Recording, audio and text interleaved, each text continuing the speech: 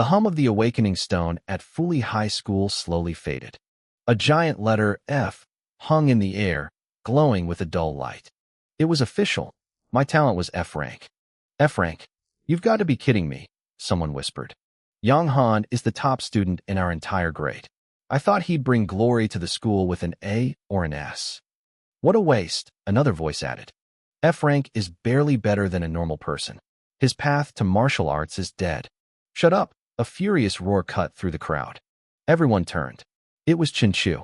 He had just awakened an A-rank talent and was famous for being a reckless fighter. He glared at the gossiping students. Even with an F rank, Yang Han can get into a top liberal arts university. He'll still be better than you losers. Say one more word and see what happens. The crowd went silent. Nobody wanted to mess with a madman like Chinchu. He pushed his way to the front of the stage and looked up at me. Don't sweat it, Yang Han, he shouted. F rank might not be strong, but, well, maybe it's not that bad. If anyone messes with you, I'll be the first to crack their skulls. Smack. Our teacher, Su Jiang, slapped the back of Chinchu's head. Who are you going to hit, Chinchu? Chinchu instantly shrank back, grinning sheepishly. No one, Teacher Su. Just showing some brotherly love. Su Jiang sighed, looking at Chinchu. He couldn't understand how this idiot got an A rank while a brilliant student like me got stuck with an F. He looked at me, his eyes full of pity. Student, you can step down now. I stood in the center of the stage, staring at that piercing F. I felt a sting of disappointment. I was just a high schooler, after all, but I knew I couldn't change reality. I took a deep breath, composed myself, and turned to leave. Suddenly, the stone erupted again. A light even more blinding than before exploded across the plaza. My heart, which had just gone cold, began to pound. It's glowing again? Double talent. The plaza went wild. I knew it. The top student couldn't just be an F rank. This second one must be his real power. Chinchu was jumping around like a 200-pound toddler. That's my brother. Double talents are destined for greatness. Even Teacher Su's eyes lit up. In history, every double talent user became a legend. He was genuinely happy for me. I held my breath, staring at the space above the stone. The light cleared. A second giant letter F appeared, floating right next to the first one. The silence was deafening. Then, the laughter started. It was louder and crueler than before. 2FS. What kind of luck is that? 0 times 2 is still 0. He's a double failure. Chinchu stared at the 2FS, stunned. Man, my brother really is going to get bullied. I guess I really do have to protect him. I walked off the stage calmly. I ignored the pitying looks and the mocking whispers. When I passed Teacher Su, I just gave him a small smile and returned to my spot. My dreams of a top martial arts academy were likely gone. But with my grades, I could still make it into a great university. My dad always told me, it's okay to be useless, but it's never okay to give up. I closed my eyes and focused on my internal state. I activated the first talent. I felt my physical strength slowly recovering. Then, I activated the second one. My strength began to drain. It was draining faster than the first one could recover it. A talent that just consumes energy? It was a purely negative effect. I felt a wave of helplessness. Was F rank truly this pathetic? By the afternoon, the ceremony ended. Everyone who awakened, gather here. Teacher Su called out. Chinchu slapped my shoulder. Yang Han, double talent sounds way cooler than my single A. We're going to run this school. I knew he was trying to cheer me up. I laughed. Fine. You beat everyone up, and then you follow my lead. Deal, he grinned. Teacher Su stood before us, looking serious. Now that you've awakened, you can practice the mortal shedding technique. It's a foundational art created 300 years ago to strengthen the human body. Even an F rank will become far stronger than a normal person. He glanced at me as he spoke. I just looked back with the same calm confidence I always had. He seemed surprised, perhaps wondering if there was something special about my double F rank after all. I've sent the technique to your smartwatches, he continued. The college entrance exam is in 1 month. Practice hard. Class dismissed. My watch buzzed. I said goodbye to Chinchu and headed home. I lived in an old apartment complex. When I pushed the door open, the TV was blaring a military program. Dad, I'm home. A middle-aged man with a scruffy beard poked his head out of the kitchen, a huge smile on his face. Son, you're back. Your favorite sweet and sour pork is almost ready. A wave of warmth hit me. I'll help you, Dad. No. Go rest. I'll call you when it's done. I smiled and went to my room.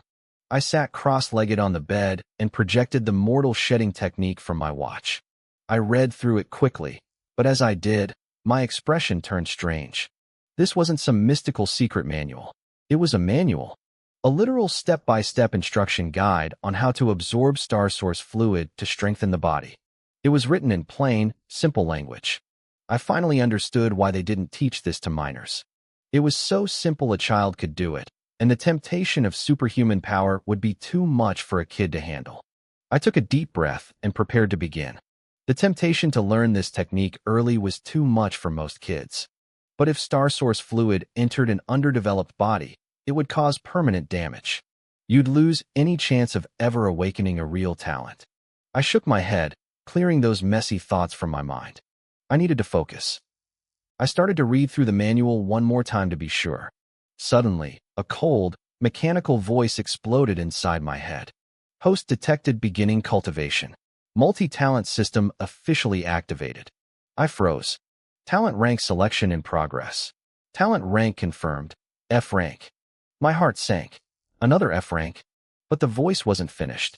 Detected host talent level is too low. Return valid JSON only. Removing limit on number of talents. Every breakthrough will awaken a new F-rank talent. Adding talent awakening tendency function. I bolted upright on my bed, my eyes wide. A system? And it was giving me multiple talents because my rank was too low? Before I could even process it, the voice spoke again. Scanning host talents. Scan complete. Talent 1, minor recovery, F rank. Effect, restores 1% stamina per second. Talent 2, life for power, F rank.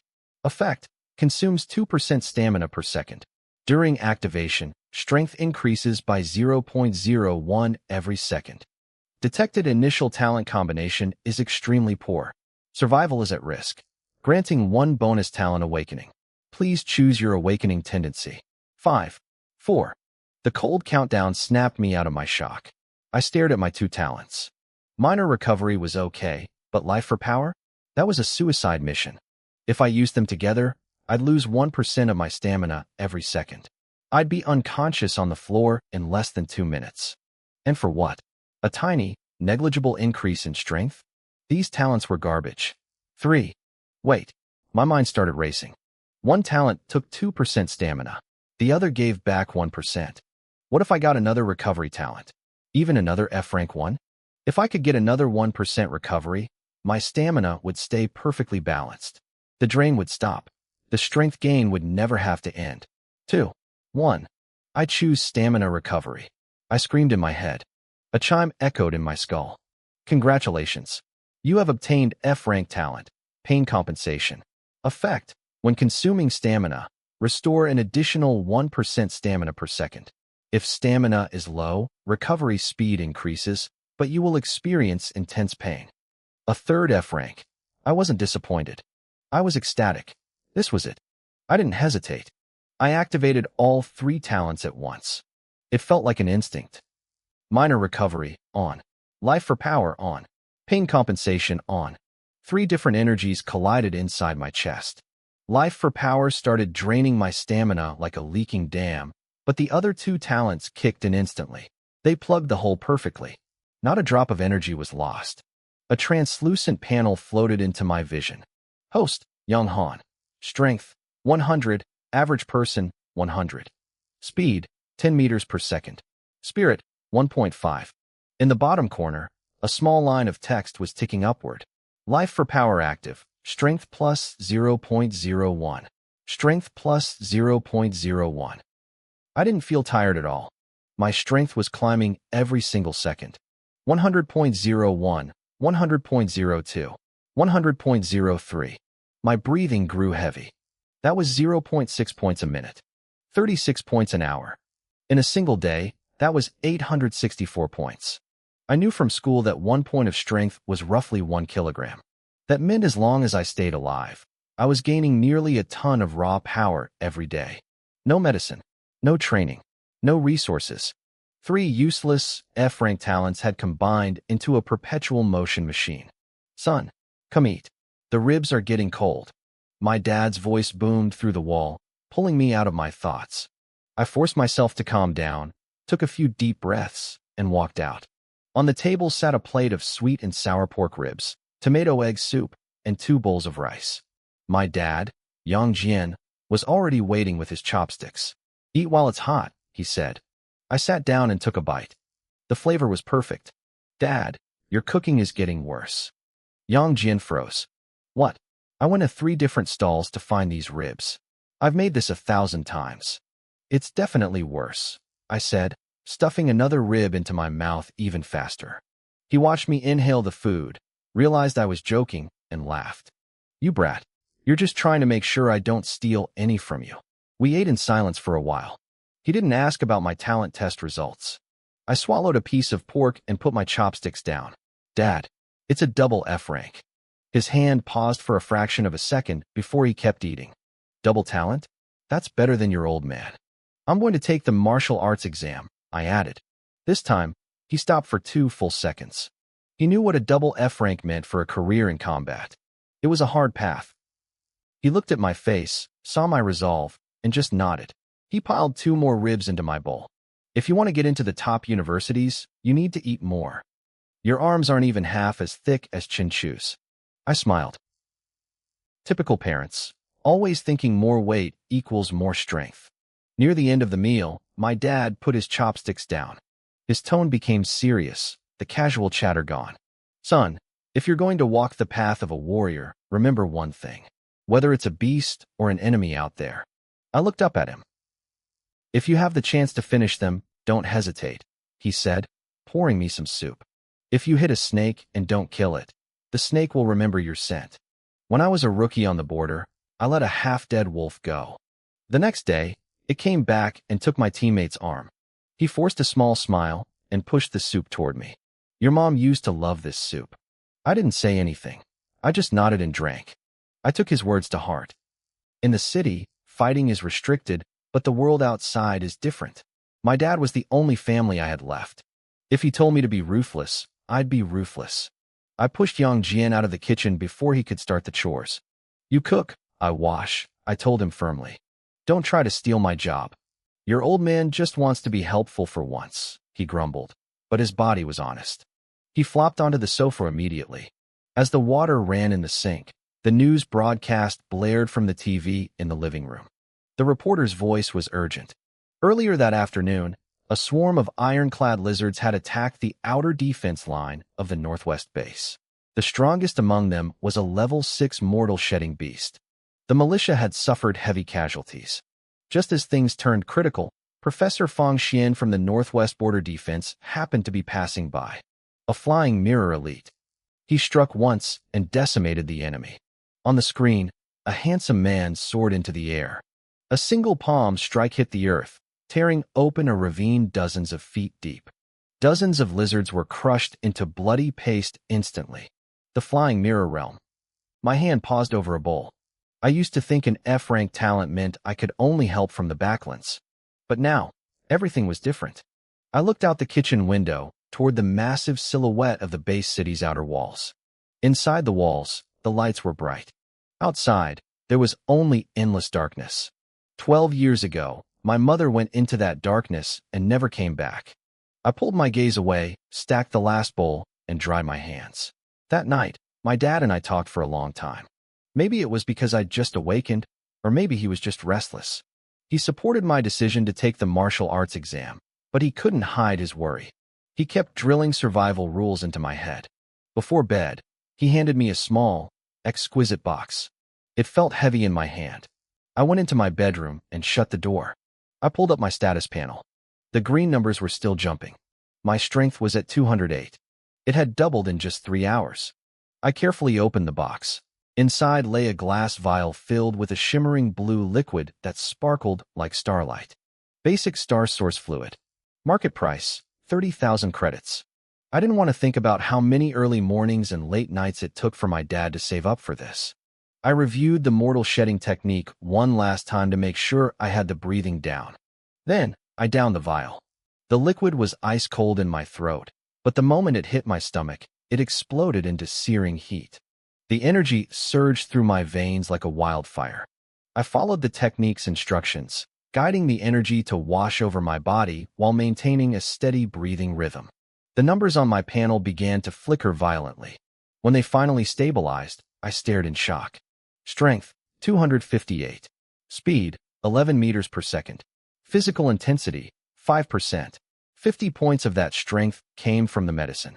The other 108 points were pure profit from 3 hours of my idle system working while I talked to my dad. According to the manuals, the standard for a level 1 mortal shedding warrior was 200 kilograms of force. I had already cleared it. The medicine wasn't fully digested yet. Normally, it takes 3 days of basic body tempering exercises to absorb it all. The teachers were supposed to show us those moves tomorrow. Since I didn't know the forms yet, I just lay back on the bed. I watched the ceiling as the numbers continued to climb. 258.01, 258.02, 258.03. I didn't fall asleep until very late. The next morning, I bolted upright in bed. My shirt was soaked through with sweat. Cold droplets ran down my spine, and my heart was hammering against my ribs. I gripped the blanket so hard my knuckles turned white. I'd had the dream again. My mom was making my favorite sweet and sour ribs. Just as I started eating, a massive beast appeared from nowhere and tore her apart. This nightmare had haunted me for years. I took a deep breath and stood up. In the mirror, I saw dried tears at the corners of my eyes and a bit of drool on my chin.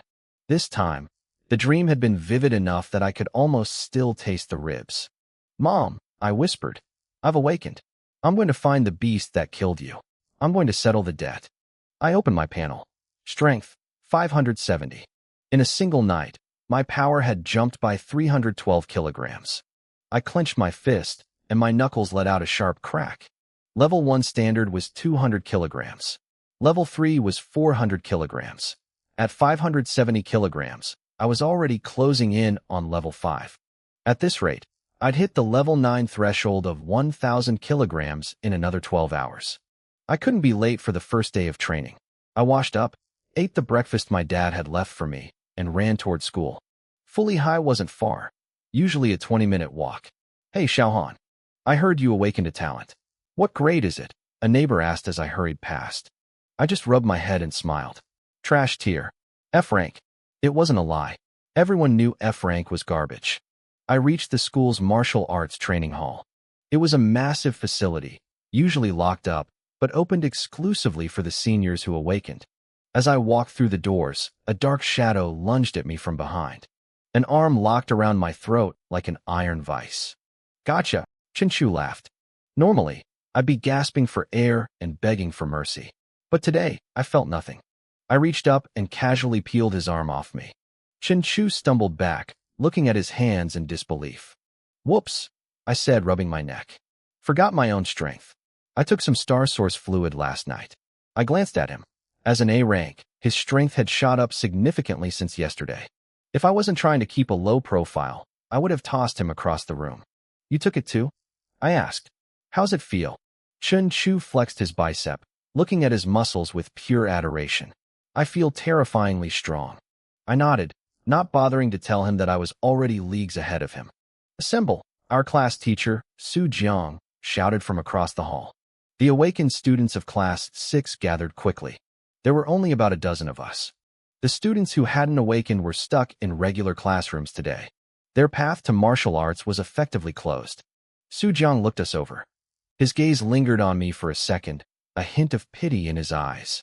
A double talent, but both F rank. What a waste. Soon, all 80 awakened seniors from the 10 classes were lined up. On the high platform stood Principal Gao Huaqing. He was a stout man with a thick mustache that curled upward. "Congratulations on awakening and stepping onto the path of the warrior," he began, his voice booming. "I won't give you a long speech. I will only say this. This path was paved with the blood and bones of our ancestors. It is a path of protection, but also one where you could lose your life at any moment. Your future might lead you to a top university, or you might become a powerhouse who flies through the heavens." But Gao Hua's voice cut off abruptly. His sharp eyes scanned every face in the crowd. "There is a high chance you will die before you ever reach greatness," he said coldly. "You might die in some forgotten corner of the wilderness. You might end up as filth in the gut of a disgusting beast. Your parents will suffer the agony of burying their own children."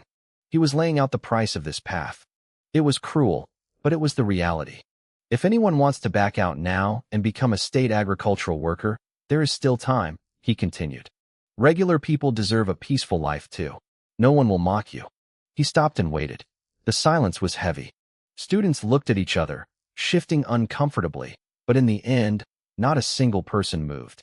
"Good," Manhwa said, a small nod of approval following. "You are true sons and daughters of Fully High School. Now, let me introduce our head martial arts instructor, Qianming." As soon as he spoke, a man nearly 2 meters tall strode toward us. Just his presence created an invisible pressure that made it hard to breathe. Manhwa shook hands with him, whispered a few words, and then led the other teachers away. The training hall felt massive with just 80 of us left. 10 classes, 1 team. "Form up." Qianming's voice boomed like a giant bell. We scrambled into position. "I sent out the mortal shedding manual yesterday. If you didn't read it, get out now." His first sentence made everyone's heart tighten. When no one left, he kept going. "Martial arts is a money pit. The school provides your first bottle of Star Source fluid for free. After that, you're on your own." He waved his arm. Suddenly, a massive pile of vials filled with blue liquid appeared on the floor out of thin air. The crowd gasped. "Yonghan, look! Spatial storage equipment," Chen Chu whispered, nudging me excitedly. I looked at the pile with a hint of envy. Who wouldn't want their own pocket dimension? Under Qianming's orders, the students who hadn't taken the fluid yet stepped forward to drink. Within moments, their auras surged as the medicine took effect. "All right, time for initial data registration," Qianming said, patting a black testing pillar behind him. "By talent rank, highest to lowest. Step up." There were only 4 A ranks in the whole grade. Chen Chu stepped forward confidently. As he passed me, he gave me a quick thumbs up. He stood before the pillar, rubbed his hands together, and unleashed a massive punch. The numbers on the display blurred upward and finally stopped. 299 kilograms. The crowd hissed in a collective breath. The standard for a level 1 mortal was 200 kilograms. Level 2 was 300. Chen Chu was only 1 kilogram away from level 2 on his very first day. Qianming looked at the boy, who was half a head taller than him, with genuine appreciation. A-rank talent, solid foundation. Not bad. Chen Chu grinned and made sure to walk past me on his way back. "Did you see that? 299, he whispered. Just 1 kilo off." I ignored him. The other 3 A ranks went up next. Qin he hit 215 kilograms. His talent was strength, which gave him a direct boost, but his foundation was far weaker than Chen Chu's. Zhang Lan hit 190, and Fang Gu hit 195. Their absorption rates were similar, and their results were impressive. Then came the B ranks, C ranks, and D ranks. The numbers dropped steadily, but even the weakest were far stronger than average people. Finally, it was time for the F ranks. Only 3 of us were left who actually wanted to test. The first 2 went up and hit 150 and 152 kilograms. "F ranks are just like that," someone whispered in the crowd. "They waste the medicine. They progress too slowly. Better to just stay a civilian." The comments were quiet, but I heard them clearly. I ignored the noise and stepped forward. I glanced at my internal status panel. My strength was high. I decided it was time to show them. I dropped into a slight crouch and threw a punch straight from the shoulder. The pillar groaned. The numbers didn't just climb. They screamed past 200, shattered 300, and blew through 500.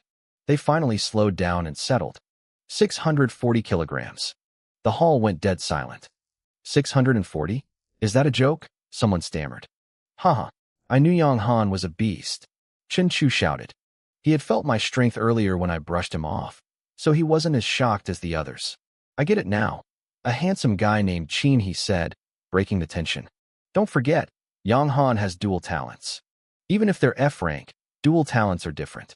Qin, he is right, added Zhang Lan, the only girl among the A ranks.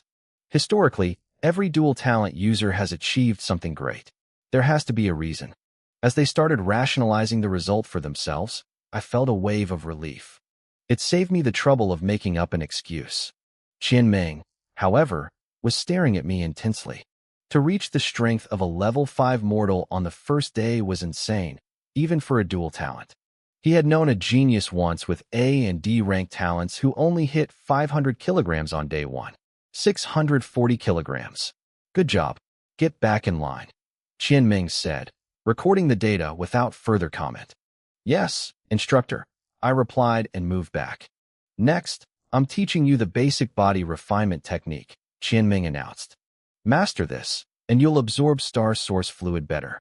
Pay attention. We all straightened up. This was the core of the martial exams. The technique had 3 parts: strength, body, and speed. Don't try to master everything at once, Qianming warned. Focus on what fits your talent. Different universities look for different specialties. He began to demonstrate. First, Vajra arms. His arms suddenly seemed to weigh 1,000 pounds. Every strike he threw carried a heavy, whistling wind. It looked simple, but I could see the star source energy being guided into his muscles, reinforcing every inch. That's incredible, Chen Chu muttered, his eyes glued to the instructor. Second, bone and skin tempering. Qianming's energy shifted. It became like tiny needles, stitching through his bones and skin. Fine lines of blood appeared on his surface as the energy forced his body to toughen. Third, swift step. The energy moved to his legs, nourishing the joints and tendons. His legs looked like coiled springs holding terrifying power. Qianming finished the forms and looked at our stunned faces. I could tell he was enjoying the shock he'd caused. All right, he said. I've shown you the moves. Now it's your turn. Now, it's time to choose your specialization, Qianming announced, his voice echoing through the hall. I'll be blunt. Unless you have an A-grade talent or dual talents, pick one path and stick to it. Your goal is simply to make it into the top 5 border defense universities. I choose Vajra arms. Chen Chu shouted immediately. He was the first to jump out, flexing his bulky muscles. With his berserk talent, he naturally gravitated toward raw, explosive power. Choose wisely, Qianming warned us. You only have 1 month to sprint toward the exams. Pick something that matches your talent. If you choose wrong, you can kiss your martial arts career goodbye. He gave us a moment to think. It didn't take long for the others to decide. Most of them flocked to the strength path, while the rest chose speed. Those were the 2 specialties the top universities loved most. The body tempering path, however, was left untouched. In everyone's eyes, focusing on defense just turned you into a human sandbag, a target meant to take hits for the team. It was the most dangerous and least glamorous role. I stood there, weighing my options. On paper, the strength path would make my numbers skyrocket. But my strength was already growing at a terrifying rate. My weakness was obvious. I had all this power, but no way to handle the recoil. If I punched an enemy and my own bones shattered, what was the point? If I ran out of breath after 2 strikes, I was dead meat. If I couldn't chase down what I could beat, or run away from what I couldn't, I'd fail. To truly use my strength, I only had one real choice. I choose body tempering, I said. The room went quiet. Many of my classmates looked at me with confusion. Why would someone with such high strength waste their potential on defense? Qianming, however, gave me a look of approval. He saw that I had a clear understanding of my own limits. He seemed curious about my talent, but he didn't pry. In this world, your talent was your ultimate secret. Unless you were a loudmouth like Chen Chu, you kept it to yourself. All right, Qianming called out. Now that you've chosen, start practicing. Don't waste the medicine in your systems. If you hit a wall, come find me. The training hall was massive, so the 80 of us spread out easily. I found a quiet corner and closed my eyes, recalling the movements the instructor had shown us for body tempering. I focused on the star source energy lingering in my veins. It was scattered and chaotic. My job was to capture it and weave it into a single stream. Using the technique as a net, I carefully pulled the energy together. Soon, the tiny trickles merged into a small river of power. Now came the hard part, crushing it. I had to knead that energy like dough until it could be spread through my entire body. Suddenly, the energy transformed into millions of tiny needles. They began piercing through my skin from the inside out. I broke into a cold sweat instantly. I gritted my teeth so hard I could taste blood. My muscles shook uncontrollably as if a billion ants were devouring my flesh. I forced myself to endure it, my eyes fixed on the floating panel in my mind. Body intensity, 5%, 6%. The bell rang for the lunch break, signaling the end of the morning session. I wiped the sweat from my face and checked my stats. Host, Young Han. Strength, 784 kilograms. Body intensity, 15%. Speed, 11 meters per second. Spirit, 1.5. Talent, low-grade recovery, pain compensation. Breakthroughs available, 1. I was only 216 kilograms away from the 1,000 kilograms mark. At this rate, I'd hit it by 6 p.m. My skin felt tougher, more resilient. Young Han, let's go? I'm buying you a nutrition meal. Chen Chu's loud voice boomed from across the hall. I smiled and nodded. Martial arts training burned through calories like a furnace. On the way to the cafeteria, Chen Chu turned to me. So, which of the big 5 universities are you aiming for? I paused. I hadn't really thought that far ahead. I'm not sure yet. You. The Northwest Border Defense University, he said with a grin. I want to join the army and guard the base. My old man would be so proud.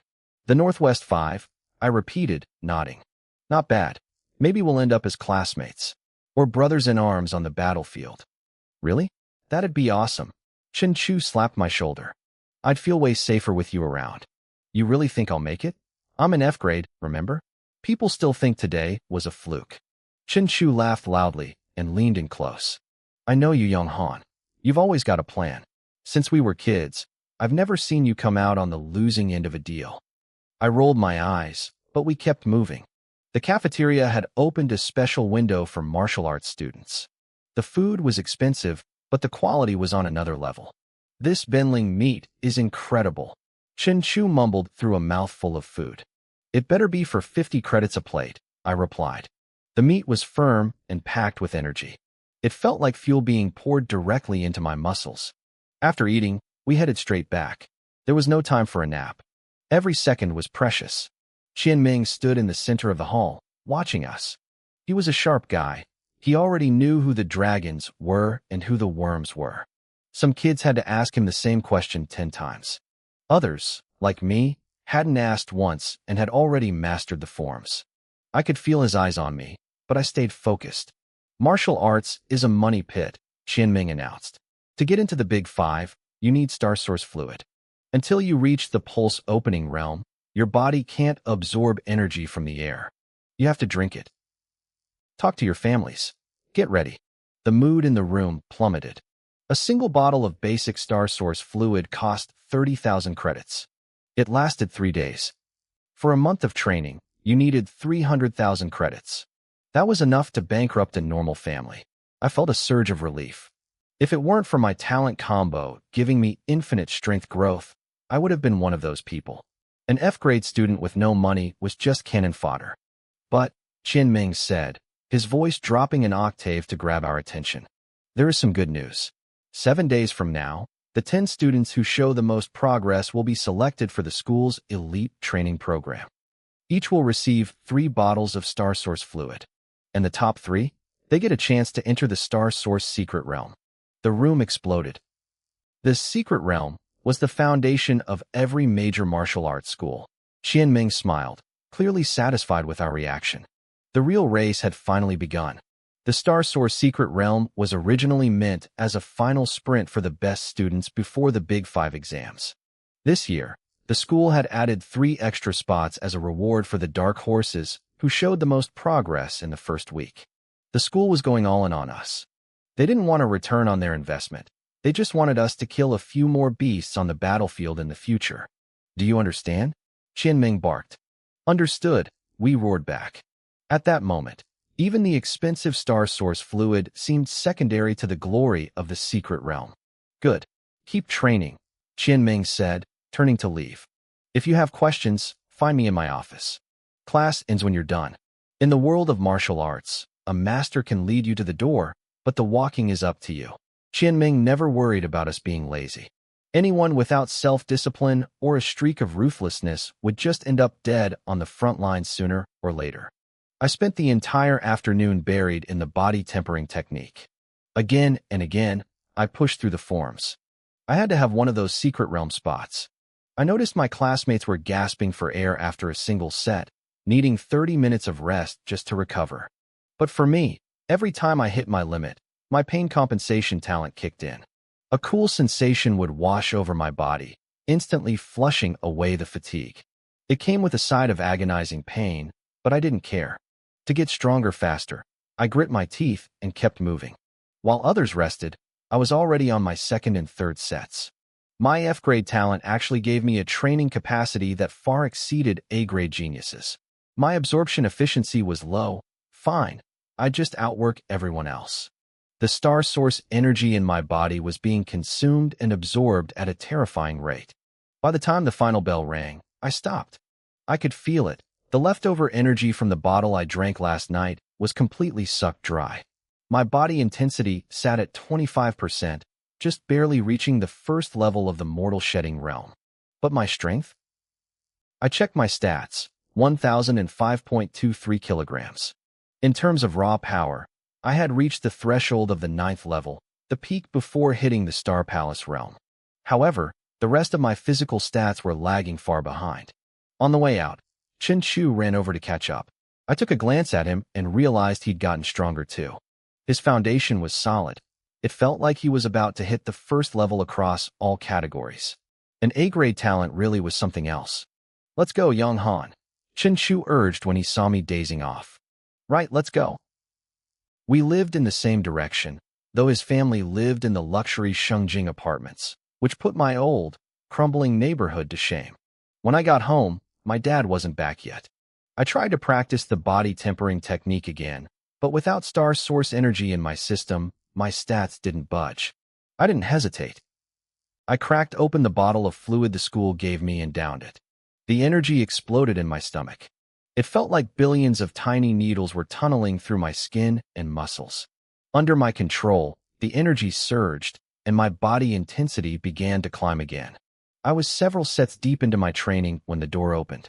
My dad, Yang Jian, walked in. He froze when he saw the fine beads of blood seeping through my skin. "Son, what happened to you?" "Dad, it's fine," I explained with a smile. "I chose the body tempering path. I was just practicing." His eyes softened. There was a flicker of nostalgia and pride in his gaze. "You remind me of when you were a kid, practicing the Wind Demon Staff. Once you started, you forgot the whole world existed." The Wind Demon Staff. My heart skipped a beat. That was the technique I'd practiced since elementary school, supposedly passed down from our ancestors. I'd set it aside once high school got busy. Our eyes met, and the shared memory of sweat and persistence hung in the air. My dad grinned, a sudden spark of passion lighting up his face. "Let's go. Show me what you've got." Behind our old apartment complex was a basketball court that had been abandoned for years. The backboards were peeled bare, and weeds grew through the cracks in the concrete.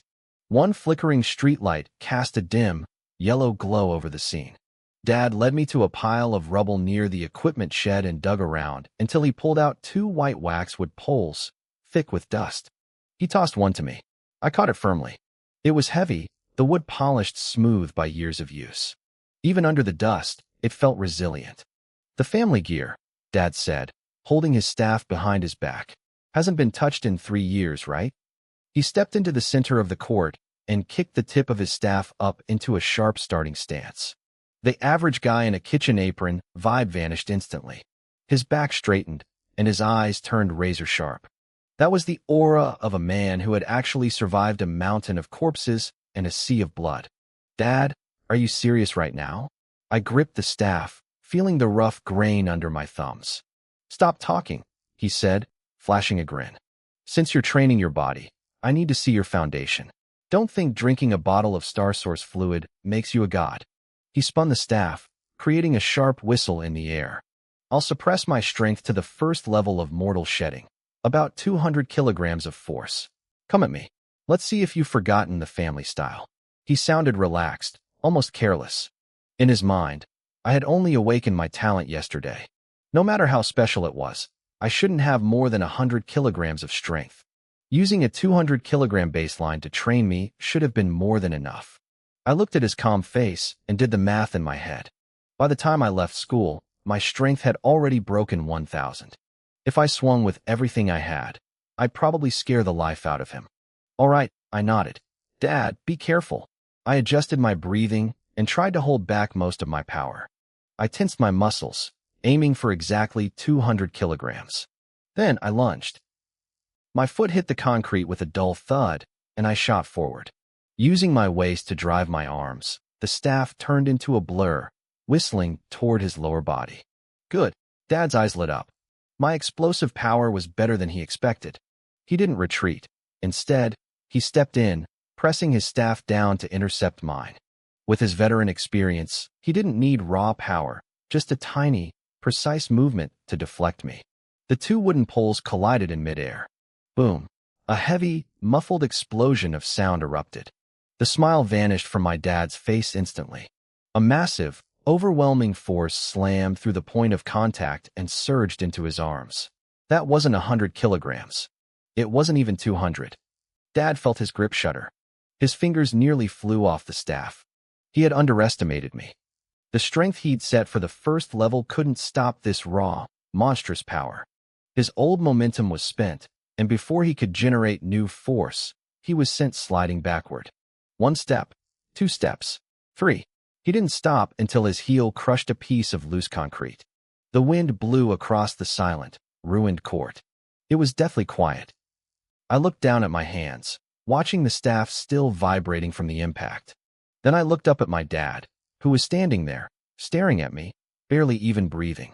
My dad's web of skin between his thumb and forefinger was still throbbing from the impact. He stared at me, eyes wide, breath coming in short gasps. "You little brat," he muttered. "How much strength did you just use?"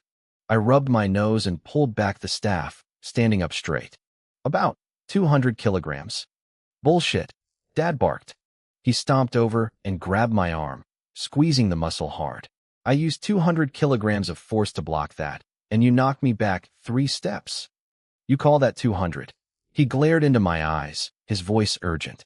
"Be honest with me. How strong are you really?" I knew I couldn't hide it anymore, and I didn't want to. He was my only family.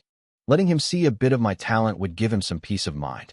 "At school this morning," I said calmly, "my initial test was 640 kilograms. That was the truth. It was my morning score, anyway. I didn't mention what it was right now. 640. Dad's voice jumped an entire octave. He looked like he'd seen a ghost. "You awakened yesterday, and you have 640 kilograms of force. That's insane." He paced back and forth, shaking his head. The standard for a 6th-level refiner was only 700. Back in his army days, even the geniuses didn't have a growth rate this explosive. "But your F grade," he stammered. "Double F grade." Maybe the two talents had some kind of special reaction. I lied, keeping my face perfectly still. Dad stood there for a long time, trying to process the information. Could double talents really be this terrifying? Then, after a full 30 seconds of silence, a loud, rough laugh erupted from his chest. He laughed until he was doubled over, tears pricking the corners of his eyes. He didn't doubt me. He didn't care how it was possible. All he knew was that his son was strong, way stronger than he ever was at my age. "Good, good, good." He slapped my shoulder 3 times, his heavy palm stinging. There wasn't a hint of jealousy in his eyes, only a pride so thick it was almost overwhelming. Double talents really live up to the hype. "That's my boy." Once the laughter died down, his face turned dead serious again. He stepped back and raised his white wax staff. "Having power is good, but your strike earlier was full of holes." His voice returned to its cold, military edge. "Your power is scattered. Your movements are stiff. You have the strength of 600 kilograms, but you're hitting like you have less than 500. He tapped the ground with his staff. "You're like a toddler swinging a massive sledgehammer. If you hit someone, sure, they're dead. But most of the time, you'll miss or throw your own back out." I straightened up and nodded. He was right. That was my biggest problem. My strength was growing so fast that my coordination couldn't keep up. "Watch closely," Dad said. His aura shifted instantly. "Our family's demon sealing staff has one core principle. Seal without chaos. Power doesn't just come from swinging your arms. That's for thugs. Real power starts at the soles of your feet, travels through your legs, twists at the waist, and whips up your spine. He slammed his foot down. The concrete cracked. I watched the energy ripple up through his leg muscles as he twisted his hips. His staff let out a sharp, piercing whistle. Shadow Dragon. The staff exploded into a blur of images. It looked like a dragon weaving through the air, tearing the wind apart. A series of sonic booms echoed through the court. It was flexible, unpredictable, and incredibly heavy. When he stopped, the tip of the staff was perfectly still. Not a single tremor. Did you see it? He asked. I closed my eyes. With my mental stat at 1.5, my memory and dynamic vision were far beyond normal. I could see the replay in my head, the path of his power, the frequency of his muscle contractions. It was all burned into my brain. I think I've got the feel of it, I said, gripping my staff. Then practice. Dad stepped aside. You've learned the basics, but you aren't going home to sleep until you can at least hold the frame for the Shadow Dragon. For the next 3 hours, the sound of whistling wind and wood hitting would fill the abandoned court. I practiced the move over and over. Every time I hit my limit, my pain compensation talent kicked in. It washed away the fatigue and repaired my strained muscles, allowing me to push my body to the absolute breaking point. Nobody knew that every time I recovered, I was enduring a level of pain that would make most people scream. Dad just watched me, his eyes getting brighter and brighter. To him, my comprehension and recovery speed were nothing short of monstrous. It was midnight by the time I finally finished. I showered, put on clean pajamas, and sat cross-legged on my bed. I wasn't ready to sleep yet. I called up my system panel. Host, Young Han. Strength, 1,261.05 kilograms. Physical intensity, 30%. Speed, 12 meters per second. Spirit, 1.5. My eyes locked onto the strength stat. Over 1,200 kilograms. Between the passive gains from my talent and the star source fluid I'd taken, I had smashed past the 1,000 kilogram requirement for a 9th level refiner. According to the manuals, once you hit 1,000 kilograms, you have the right to knock on the star vein palace. If you break through a single star vein, you can draw energy into your body and officially enter the pulse realm. That's the moment you stop being a normal person and become a true superhuman. My heart hammered against my ribs. All I had to do was close my eyes and focus this power to smash through that invisible barrier. I clenched my fist, hearing my knuckles pop like firecrackers. But then, my eyes drifted down to my physical intensity. 30%. I forced the excitement down. I couldn't be reckless. If my strength was too high and my body couldn't handle it, breaking through would be suicide. Normal students usually wait until their intensity is at 100%, usually in their second year of college, before trying to draw in that violent energy. If I tried it now at 30%, the backlash would probably shatter my meridians and collapse my body instantly. I have time, I whispered to myself, calming my breathing. I won't risk it. I'll wait until I'm at least at 80%. I closed the panel and pulled up the covers.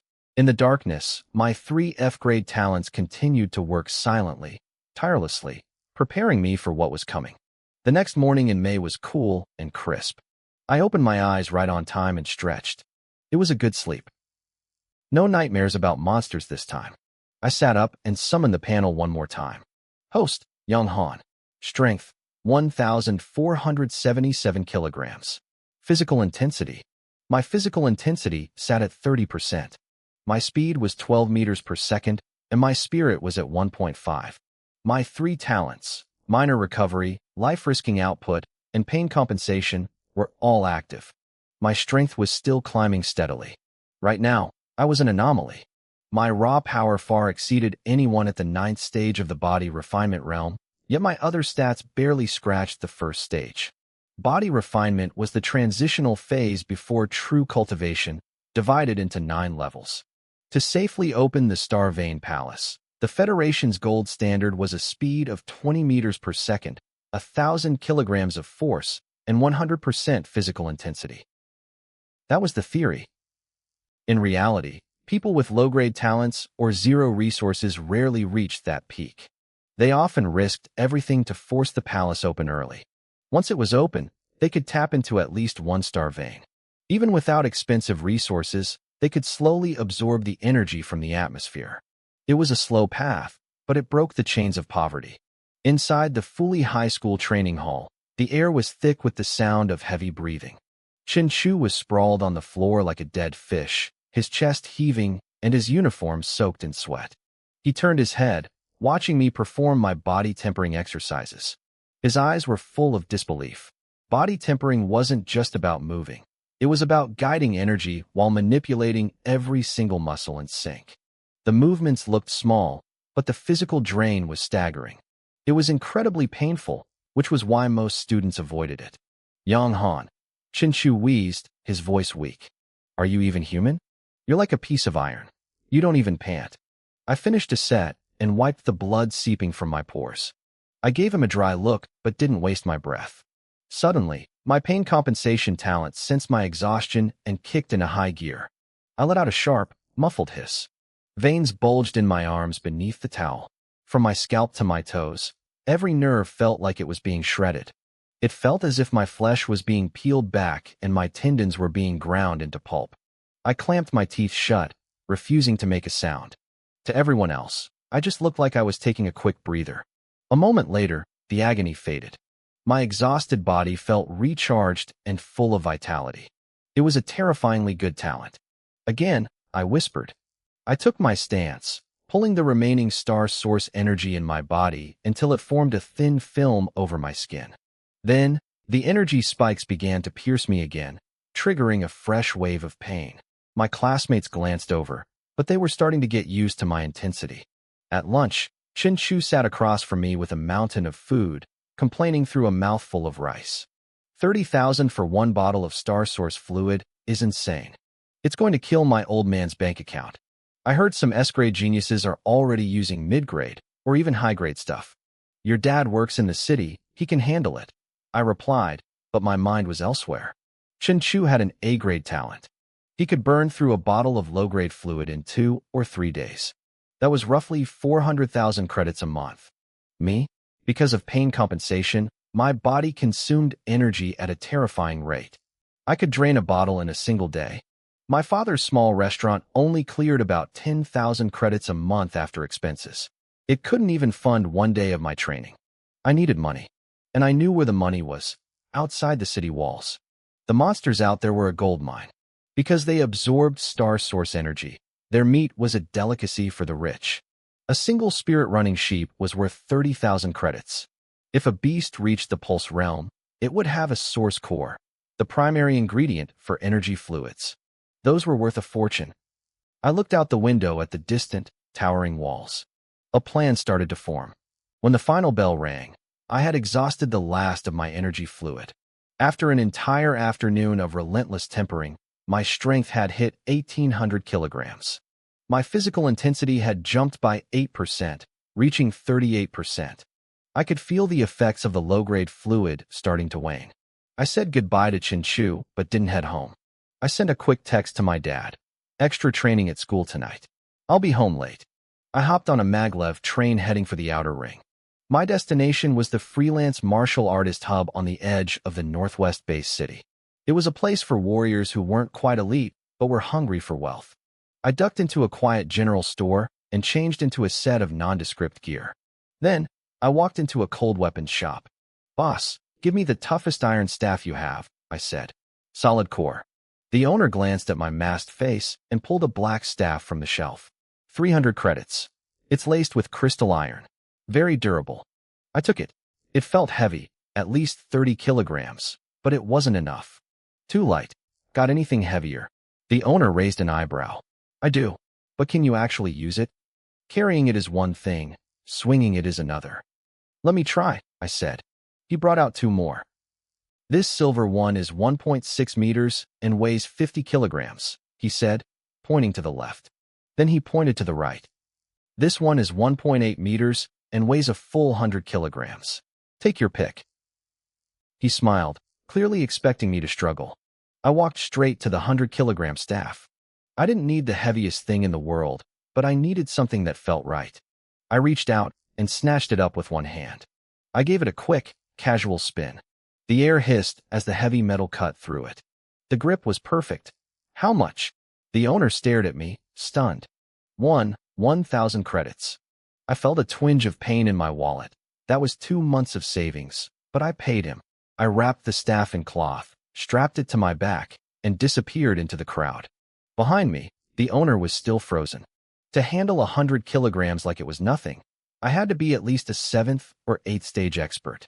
I headed straight for the C-grade buffer gate at the edge of the city. 2 guards in military uniforms stood by the massive alloy doors, looking bored. "I'm heading out," I said, my voice muffled by my mask. One guard looked at my lean frame and the wrapped staff on my back. 500 credits, he said tonelessly. I paid. I saw a flash of pity in the guard's eyes, like he was looking at a dead man. He'd seen plenty of fools who thought a fire poker and a dream would make them rich in the wilderness. Out of every 10 who went out, 9 never came back. The one who did usually left a limb behind. I ignored him, took my ID permit, and walked into the heavy gate passage. The massive alloy wall groaned shut behind me, cutting off the sounds of civilization. A wild wind hit my face, carrying the scent of dirt, rotting vegetation, and thick blood. My coat snapped in the breeze.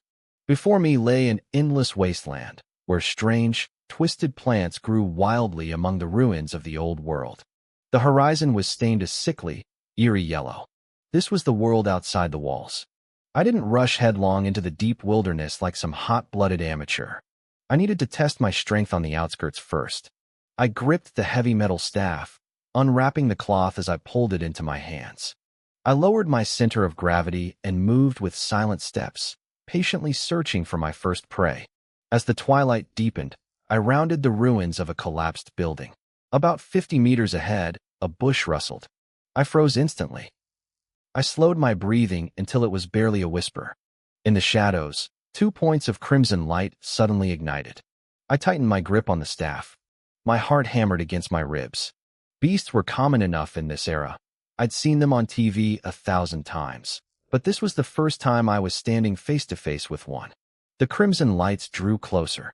A massive, blue-black wolf emerged, standing nearly 1.5 meters tall at the shoulder.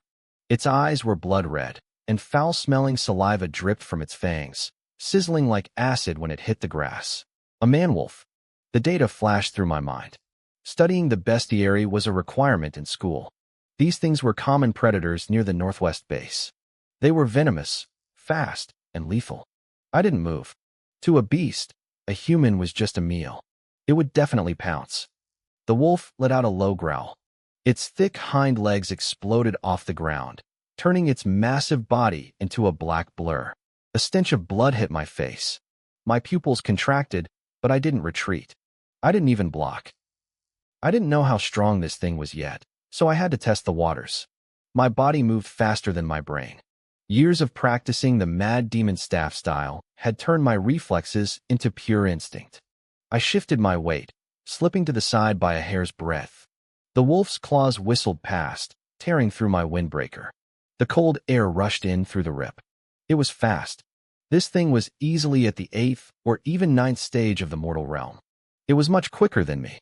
The wolf landed nimbly, its muscles rippling as it turned to lock onto me again. It let out a low, mocking growl. To the wolf, my reaction was decent, but that was all.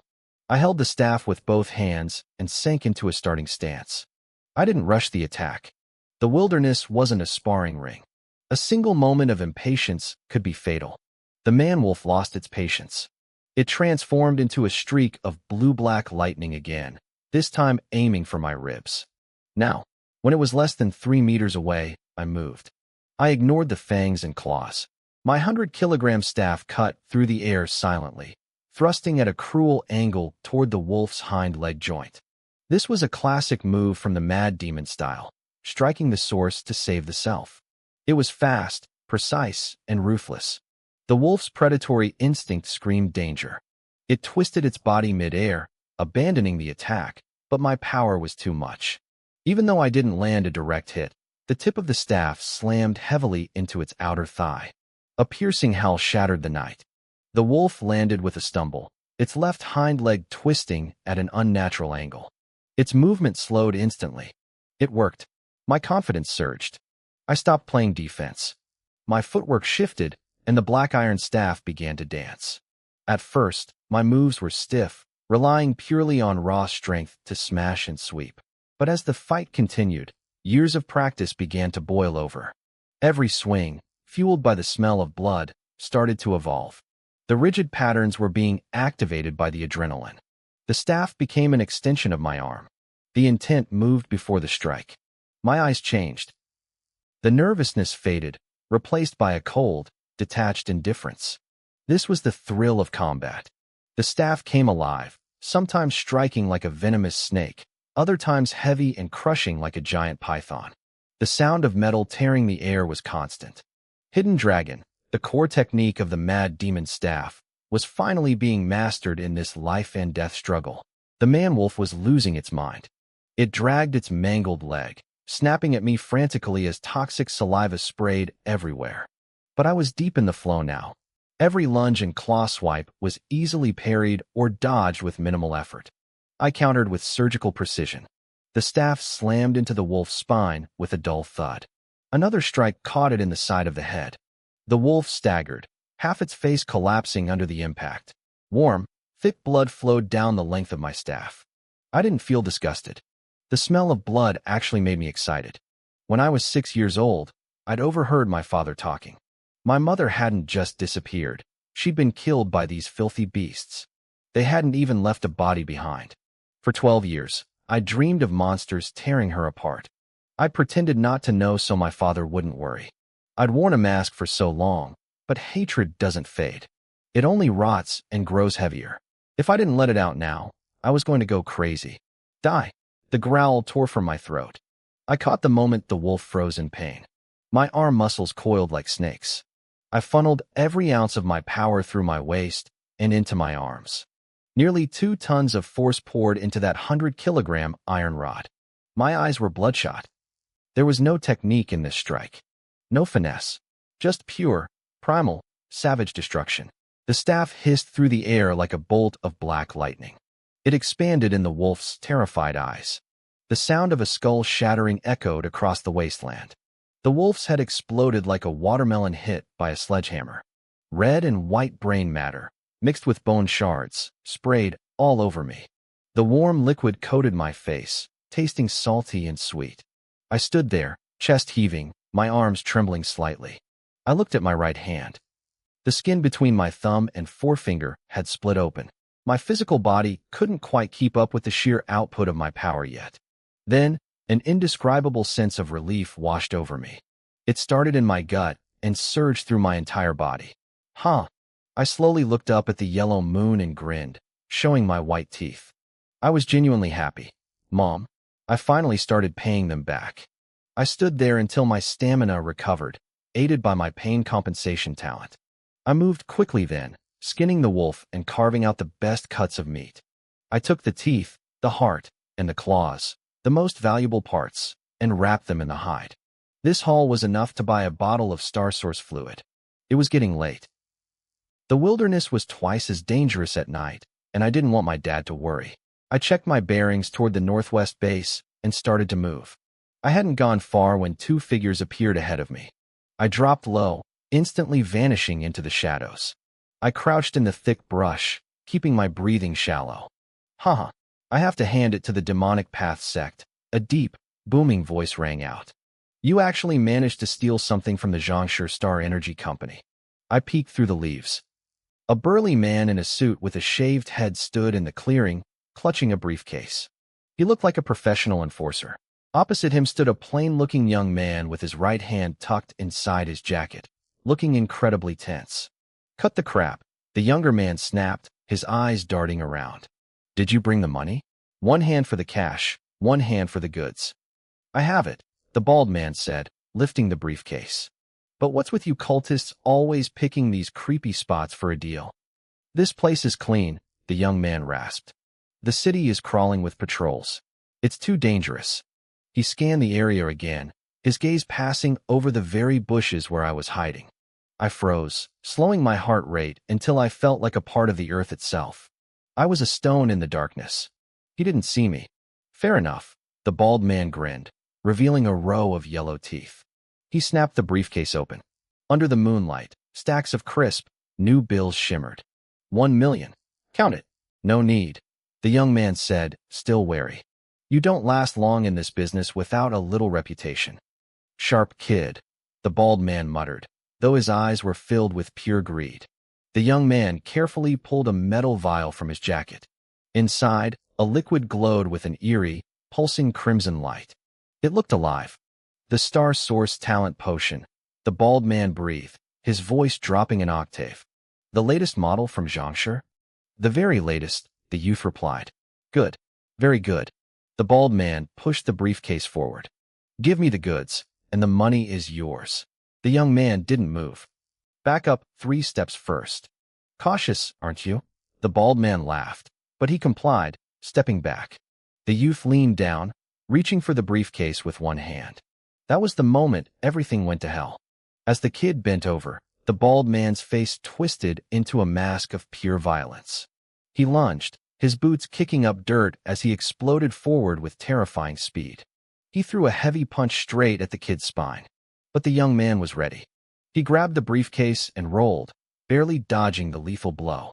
I knew you'd try something, the youth hissed, springing to his feet. A gleaming dagger appeared in his right hand. You little rat, the bald man roared. The youth moved like a ghost, his dagger glowing with a faint purple light as he lunged for the big man's throat. The bald man didn't even flinch. He tensed his muscles, his suit jacket ripping at the seams as his skin took on a dull bronze sheen. Clang. The dagger hit his neck and sparks flew, as if hitting solid steel. It only left a faint white scratch. I watched from the bushes, my heart hammering. A physical enhancement talent. Based on that durability, it had to be at least A grade. Idiot, the bald man sneered. How do you think I survived this long? He moved like lightning, grabbing the youth's wrist. I heard the sickening crunch of bone. The young man let out a muffled groan, his face turning deathly pale as the dagger fell from his limp fingers. But the kid was desperate. As the bald man crushed his wrist, the youth used his free hand to fling a handful of red powder directly into the big man's face. Arg! My eyes! The bald man screamed, releasing his grip to claw at his face. The youth didn't hesitate. He turned to bolt, leaving the potion behind. He just wanted the money and his life. But he only made it 2 steps before he stopped dead.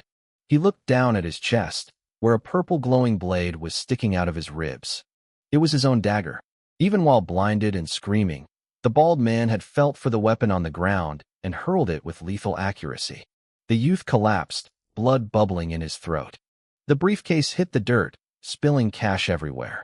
The metal vial rolled out of his jacket, tumbling across the grass until it stopped less than half a meter from my hiding spot. The crimson light pulsed against my face. You bastard! Using blood glue powder on me! The bald man cursed, rubbing his eyes frantically. Blood and tears leaked through his fingers. He waited nearly a minute for his vision to clear, his face contorted in agony. He could see the blurred shapes of the body and the money, but his focus shifted to the pulsing red glow near me. The potion. He stumbled toward me, desperate to get the vial and find a way to wash his eyes before he went permanently blind. 1 step, 2 steps. I tensed every muscle in my body. There was no way out. Even with his blurry vision, he was going to walk right on top of me. He had just killed a man without blinking. If he found a witness, I was dead. I made a choice. I had to strike first. The bald man reached down for the vial. I moved. There was no warning. I burst from the brush, my 100-kilogram iron staff already mid-swing.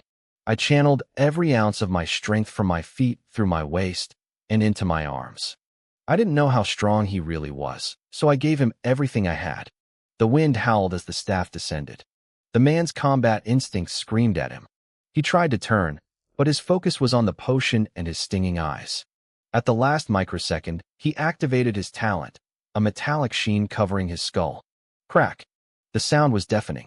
Even with his metal skin, the sheer force of 2 tons of pressure caved in his head like a crushed tin can. His brain didn't stand a chance. It was turned to mush instantly. The massive man didn't even make a sound. He just crumpled into the dirt, dead before he hit the ground. Blood and brain matter leaked from the bald man's eyes and ears, staining the grass a dark, sickening crimson. He was dead before he knew what hit him. One strike. That was all it took. I stood over him, my chest heaving as I fought to catch my breath. My hands wouldn't stop shaking. The recoil from that impact had been brutal. A searing pain shot through my arms, and when I looked down, I saw my skin was already turning a deep, ugly purple. I stared at the massive body at my feet, then glanced over at the young thief a few yards away. For a second, panic clawed at my throat. My heart hammered against my ribs like a trapped bird. But I forced myself to breathe. I forced my mind to clear. I didn't grab the loot immediately. Instead, I scanned the tree line, my eyes darting through the shadows, checking for any other witnesses. Silence. I was alone. I moved fast. First, I grabbed the Red Star Source Talent Potion. It felt cold in my hand, glowing with an eerie, hypnotic light. I didn't have time to admire it, so I shoved it deep into my pocket. Next, I gathered the scattered stacks of cash and stuffed them back into the briefcase. Before I left, I had to fix the scene. I dragged the bald man's heavy corpse over to the young thief. I picked up the thief's blood-stained dagger and stabbed the bald man a few more times. I needed it to look like a mutual struggle, two killers taking each other out.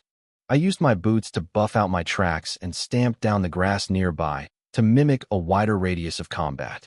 I knew scavengers or wild beasts would probably find the bodies soon and finish the job, but I couldn't leave anything to chance. I grabbed the briefcase, shouldered my bundle of wolf pelts, and balanced my heavy iron staff on my shoulder. I checked my bearings toward the northwest-based city and melted into the darkness of the night. I didn't look back. I moved like a leopard through the ruins and thickets, staying low to the ground despite the 200 pounds of gear weighing me down. An hour later, the massive steel walls of the northwest-based city rose from the horizon. It looked like a jagged line dividing the world, brilliant lights on one side, endless shadows on the other. I passed through the disinfection channel at the buffer zone. The guards gave me a quick, calculating look. When they saw the blood-stained wolf pelts and the massive iron staff, their eyes turned indifferent. In the wasteland, everyone has a story. As long as you're breathing, they don't care how you got back. I didn't go straight home. I headed for the Freelance Warrior Hub.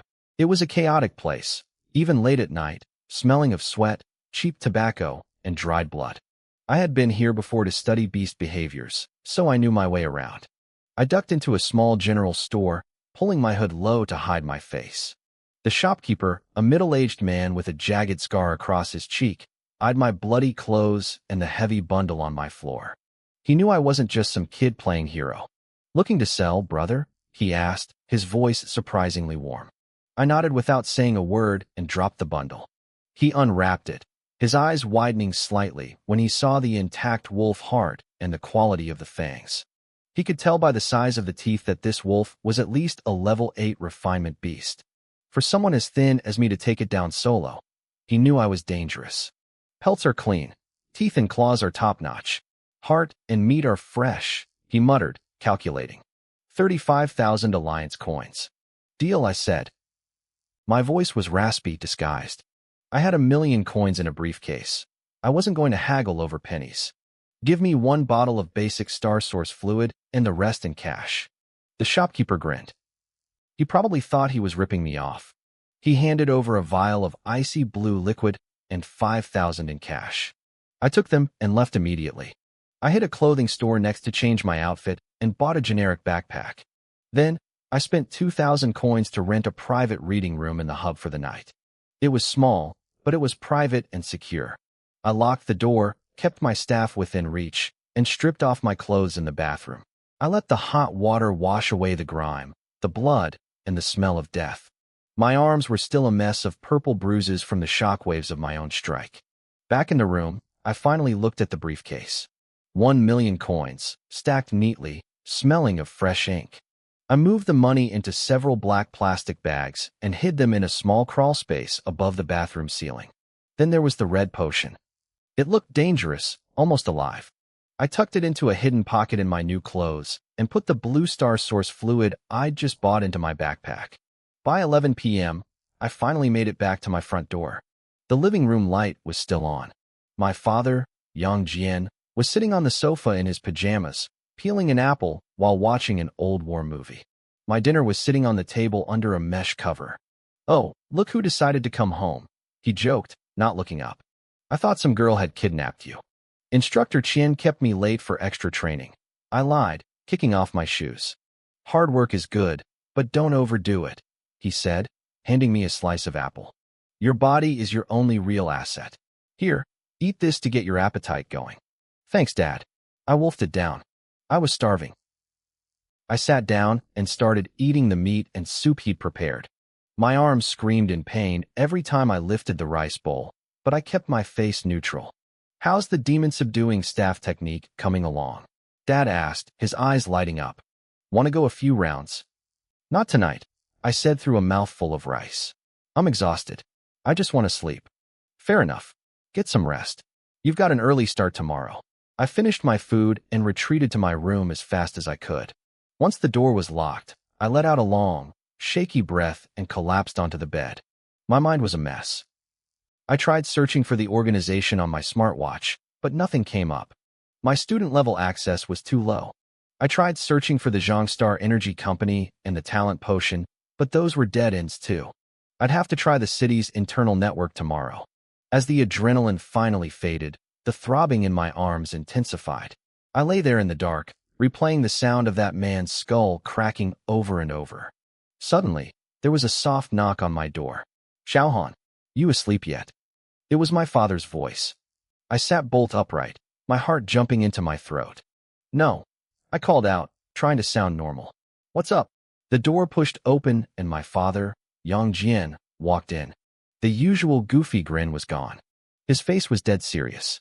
In his hand, he carried a black briefcase. "Dad, what's this?" He didn't say a word. He walked straight to my bed and set the case down. With a crisp click, the latches popped open.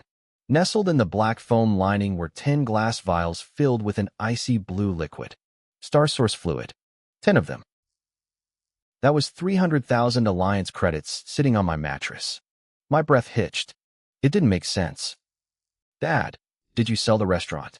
That was the only explanation I could think of. Either that, or he'd spent his military pension, the money he always joked about saving for my future wedding. "Stop talking nonsense," he said, his voice flat. He pulled a vial out and held it in front of me. "I saw how hard you've been pushing yourself lately. I'm not going to be the one holding you back." He pressed the vial into my hand. "I actually had these ready for you the day you awaken your talent, but the shop got busy and I forgot. These 10 bottles should last you until the martial arts exams. Don't worry about the cost, son. Your old man has a bit of a fortune stashed away." "A bit of a fortune?" I stared at him. I knew my dad used to be a soldier, and I knew he was strong, definitely stronger than me, but he never talked about his service. He never mentioned which unit he was in. Was he some kind of high-ranking military big shot? I took the cold vial. My father, the man who raised me, was clearly hiding some heavy secrets. I didn't push him. If he wanted me to know, he'd tell me. He just gave me a look as he headed for the door, a look that said, "I'm still your old man." Then, he quietly shut the door. I sat on the edge of the bed for a long time, staring at the blue liquid. The next morning, I woke up drenched in a cold sweat. The nightmares of the man I'd killed were still fresh. I washed my face, trying to shake the images of his cracked skull from my mind. I decided to skip school. My training at the academy was getting too predictable, and I'd already mastered the physical movements of the basic body tempering technique. I tapped my smartwatch and sent messages to my instructor, Qian Ming, and my homeroom teacher. I told them I'd overtrained and my blood energy was unstable. I needed a day of rest. Qian Ming replied almost instantly, "Watch your health. Don't be reckless." I checked my status panel. Strength, 2,232 kilograms. Body intensity, 38%. Speed, 12 meters per second. Spirit, 1.5. My strength had jumped again overnight. I cracked open one of the vials Dad gave me and downed it. The liquid was cool as it hit my throat, but it quickly turned into a warm current that flooded my limbs. Strength, 2,262 kilograms. Body intensity, 40%. My strength barely moved, but my body intensity climbed by 2%. That was what I needed. Raw power was useless if my muscles and skin couldn't handle the strain. After a massive breakfast, I headed up to the rooftop terrace. It was time for a new round of self-torture. I dropped into a low crouch, starting the body-tempering movements. I guided the star source energy through my muscles. It felt like a small river at first, but I forced it to condense. I flattened it out like dough, spreading it across my entire body until it felt like 10,000 tiny needles piercing my skin from the inside out. Sizzle. A faint sound, audible only to me, echoed in my ears. I kept going until the energy was spent and tiny beads of blood surfaced on my skin. Exhaustion hit me like a freight train. Before I could collapse, a wave of icy energy surged from my talent. The fatigue vanished, replaced by a white-hot agony that felt like it was searing my very soul. I gritted my teeth and hissed through the pain. It passed quickly, leaving my body slightly stronger. I didn't wait. I started the second set immediately. After a few hours, I realized something. I didn't need the specific poses anymore. The poses were just training wheels for beginners to feel the energy. I could move the energy while standing or sitting. An idea struck me. What if I combined this with my father's demon-subduing staff technique? I grabbed an old white waxwood staff from the corner of the terrace. It was dusty and worn, but it would work. I tried to do two things at once, moving through the staff forms in slow motion while simultaneously grinding the energy into my skin. The first attempt was a total failure. Combining two familiar things was harder than I thought, but I saw the potential. I tried again. And again. I pushed until I reached total exhaustion, felt the pain compensation kick in, and reset. On the 9th try, it clicked. I was gasping for air, sweat pouring off me, but the result was staggering. Doing both at once was 10% more effective than the standard method, and I was just getting started. I moved with the staff, using the rhythm of the strikes to vibrate the energy through my skin. My pores leaked dark, bruised blood along with the sweat. By 4 in the afternoon, the energy from the vial was completely drained. I collapsed on the floor. My muscles were twitching uncontrollably. I felt hollowed out, but I couldn't stop smiling. Body intensity, 48%. An 8% jump in one day. Not only that, but my understanding of the staff technique had reached a whole new level. The movements felt natural now. I dragged myself downstairs and stood under a hot shower. The water stung the micro tears on my skin, a weirdly satisfying burn. The bruises on my arms were already fading. Dad wasn't home yet, so I grabbed my watch and headed out. 30 minutes later, I was at the city's public information terminal, the digital library. I found a quiet corner and plugged in my watch. I typed in the name, The Devil's Path. The screen flickered with data. The Devil's Path, an underground assassin organization operating across major base cities. Complex membership. No fixed base. High danger level. I stared at the screen. I'd really stepped into a massive pile of trouble. I cleared the search history and walked away. I typed another name into the search bar, Zhangshur Energy Limited. The results popped up instantly. It was founded in the year 297 of the new martial era. They were a rising star in the industry, a high-tech company focusing on the development and application of star source energy. Basically, they were the new big players in the energy market. My fingers tapped rhythmically against the screen. I had one more thing to look up. I typed in the name of the vial I had hidden in my bag, Star Source Talent Potion. The screen flickered. This was a talent-strengthening agent recently developed by Zhangshur Energy.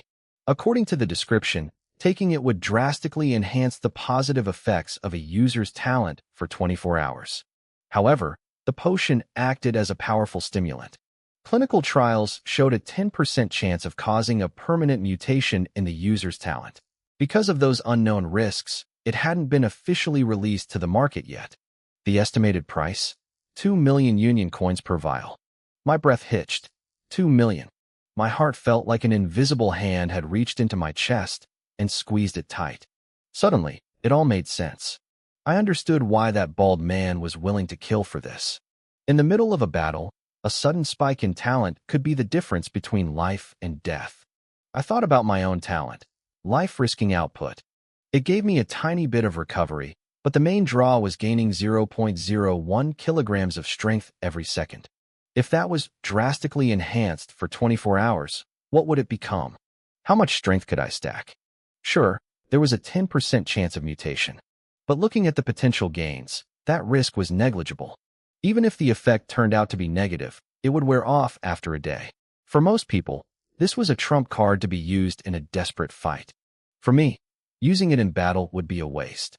My F-grade base was too weak for a temporary boost to matter in a scramble. I closed the terminal and leaned back in my chair, closing my eyes. My brain was racing. Should I sell it? 2 million in cash was a lot of money. But the thought only lasted a second before I crushed it. Selling it was too risky. It would leave a paper trail, and I didn't need the money that badly right now. A crazy idea started to take root in my mind. It grew like a weed, spreading until I couldn't ignore it. The competition for the Star Source Secret Realm was in 7 days. I was confident I'd make the cut, but if I could break through my star veins before then, I'd be on a completely different level. Plus, there was the matter of the man I killed.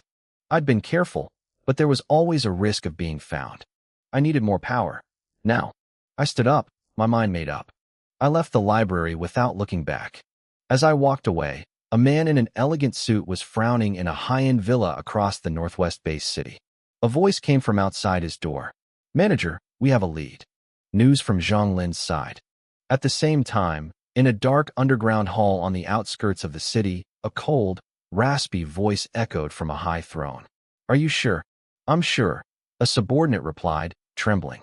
I confirmed it with the guards. Only one person left the market that day carrying a black iron staff. It matches the description of the weapon that killed our man. He was cautious and left in a taxi. The man on the throne nodded slowly. "Find him. Find out exactly who he is. No one steals from the devil's path and lives. If we don't kill him, we'll lose all credibility on the streets." I didn't know any of this yet. I made it home and locked myself in my room. I reached into the bottom of my bag and pulled out the eerie, blood-red potion. The liquid flowed slowly inside the glass, glowing with a sinister light. I didn't hesitate anymore. I twisted the cap off. A strange scent hit me, a mix of metallic blood and a heavy, floral perfume. I tilted my head back and downed it in one go. It wasn't smooth like the standard Star Source fluid. The moment it hit my tongue, a violent, scorching flood of energy exploded down my throat. It felt like I was swallowing liquid fire. The burning sensation raced down my esophagus and swept through my entire body. It hurt so much my very soul felt like it was shivering. I bit my lip, veins bulging on my forehead, as the energy rampaged through me. It felt like my internal organs were being turned to ash. Then, the cold, mechanical system prompts started screaming in my head. "Warning. Unknown high-energy potion detected. Analyzing components. Warning. Unknown potion is stimulating host talent. Talent, life-risking output, is undergoing an unknown change. Mutating." The violent energy surged into my limbs, searching for an exit. It slammed into the 3 talent marks I was born with. The pain reached a new peak. It felt like my soul was being ripped out of my skin. I didn't scream. I ground my teeth together until my gums bled, staring at the translucent system messages flashing before my eyes. Warning. Talent strengthening in progress. Enhancement level, 300%. Mutation successful. Talent, life-risking output, has gained new properties. Talent 1, minor recovery, F-grade. Restores 3% stamina per second. Talent 2, life-risking output. Consumes 6% stamina per second. During activation, strength increases by 0.03 kilograms per second. Speed receives a minor boost. Talent 3, pain compensation, F-grade. While consuming stamina, restores an additional 3% stamina per second. The faster stamina is consumed, the faster the recovery. Note, accompanied by intense pain. The burning sensation finally receded like a low tide. I felt a sense of power I had never experienced before. I gasped for air, my clothes soaked in sweat, but my eyes were burning with a terrifying light. It worked. I quickly processed the new information. First, the positive effects of all 3 talents had tripled. My passive strength growth had jumped from 0.01 kilograms to 0.03 kilograms per second. In 24 hours, that added up to 2,592 kilograms of pure strength. 1 day of this was worth 3 days of normal training. Second, The recovery from pain compensation had tripled as well. I didn't even need my stamina to be low to trigger it anymore. It started the moment I began exerting myself.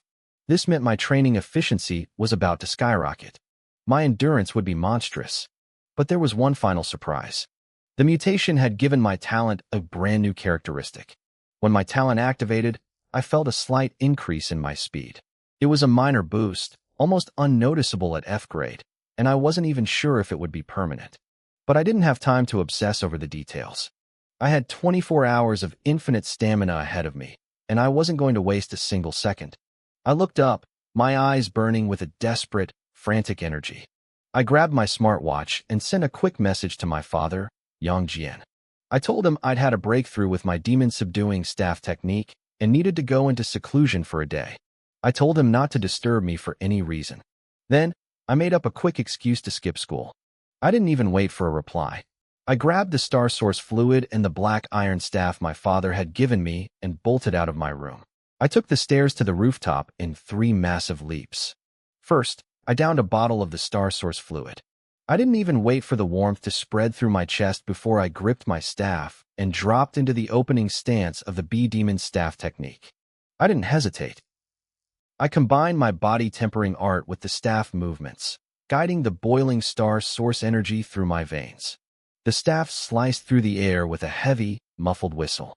The energy felt like billions of steel needles stabbing into my skin. The pain was 3 times more intense than anything I had ever felt. Because my talent viewed pain as a gain, it had amplified the agony along with everything else. I gritted my teeth. I wasn't going to let a little pain stop me now. My stamina began to drain at a terrifying speed. But the moment it dropped, a wave of cool energy surged from nowhere, sweeping through my body. The exhaustion vanished instantly, replaced by a fresh explosion of vitality. It was a perfect, endless loop. I lost myself in the rhythm. My mind went blank. There was only the staff in my hand and the technique in my heart. 1 rep, 10 reps, 100. Normally, I would have to stop and catch my breath, but now, I was a machine. I was completely immersed in a state of painful, ecstatic limits. My movements became smoother. The body-tempering art became second nature. I didn't notice when my father, Yang Jian, stepped onto the rooftop. He didn't interrupt me. He just stood there in the shadows, watching my form, his eyes glowing with an intense light. The sky grew dark. Night fell, but I didn't slow down. I was burning through star source energy like a furnace. I cracked open another bottle of fluid and chugged it like water just to stay hydrated. The liquid hit my throat and turned into pure power. Before the energy could even settle, I forced it through my limbs, the sound of my staff whistling through the air never ceasing for a single second. The sun rose again. It climbed high into the sky, baking the rooftop, but I was a tireless shadow. I hadn't stopped for a single breath. My sweat dried and soaked through my clothes over and over again.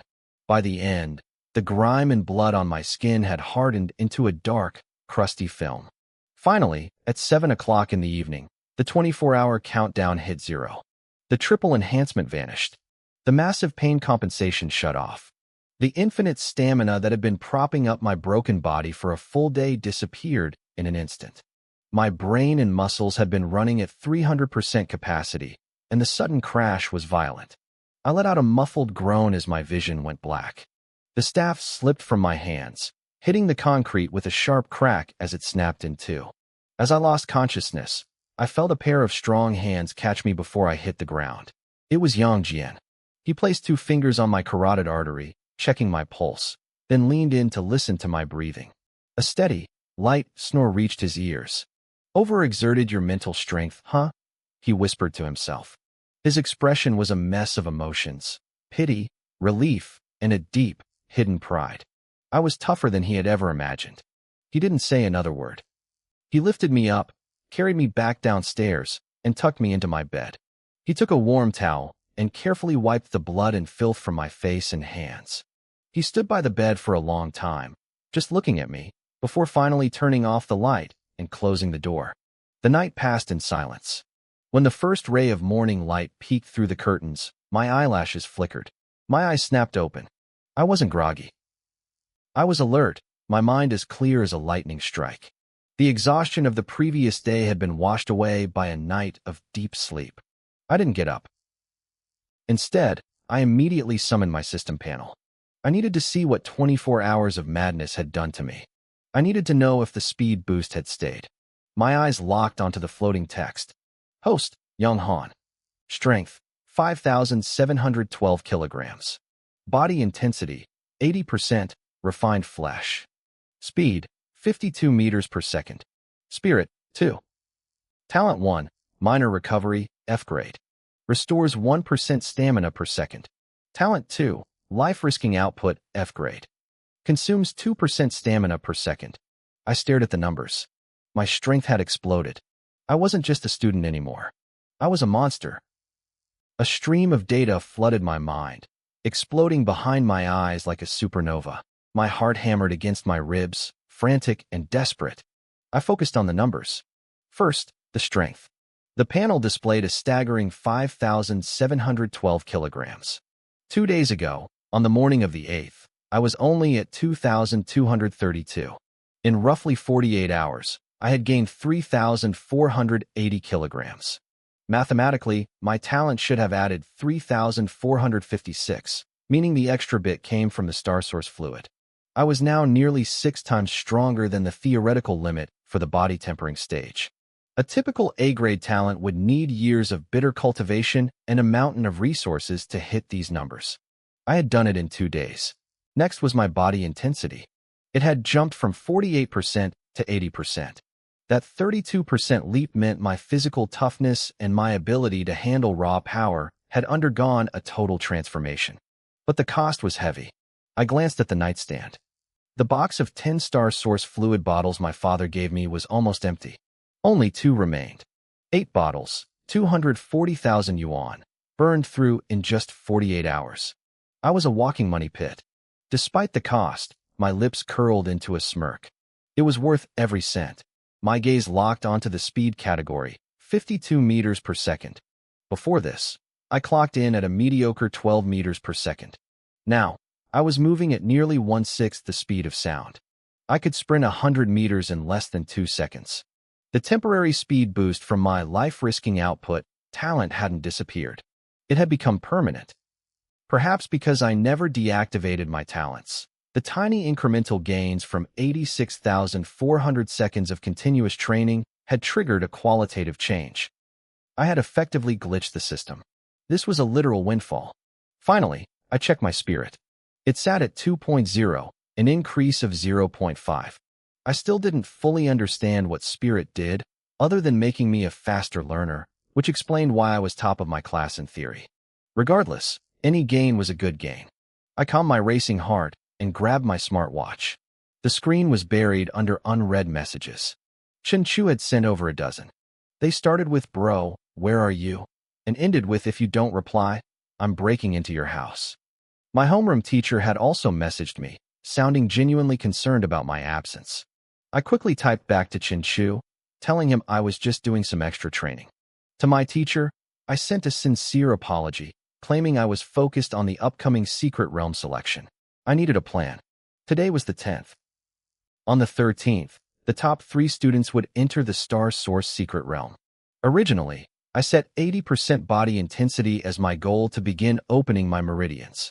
But now, I realized the higher my intensity, the safer the breakthrough would be. I decided to push for 100% intensity within the next 2 days. If I could step into the meridian opening stage before entering the realm, I could maximize my gains. The plan was perfect, but reality hit me. I only had 2 bottles of fluid left. At my current rate, that wouldn't last a day and a half. I needed more, and the more I used them, the less effective they became. I had to go back to that rented room. It had been a few days since the incident, so the heat should have died down. With money, I could buy higher-grade fluids. I also needed to show my face at school. I had to find a speed-based cultivation technique to use as a cover story for my sudden burst in agility. I took a quick shower, changed into a clean martial arts uniform, and headed out. My father, Yang Jian, was already gone, likely at his small restaurant. He had left a bowl of shredded pork noodles on the table, covered to keep it warm, with a golden fried egg on top. A warmth spread through my chest as I inhaled the meal. I grabbed my bag and stepped into the morning sun. The streets were bustling with life. To anyone passing by, I was just an ordinary high school student. I planned my route, school first, then the rented room to grab the cash, and finally the black market at the martial artist hub to stock up on supplies. I kept my pace to a slow jog, not wanting to reveal my new speed. I had walked this path for years, but I knew that after the college entrance exams, I might never walk it again.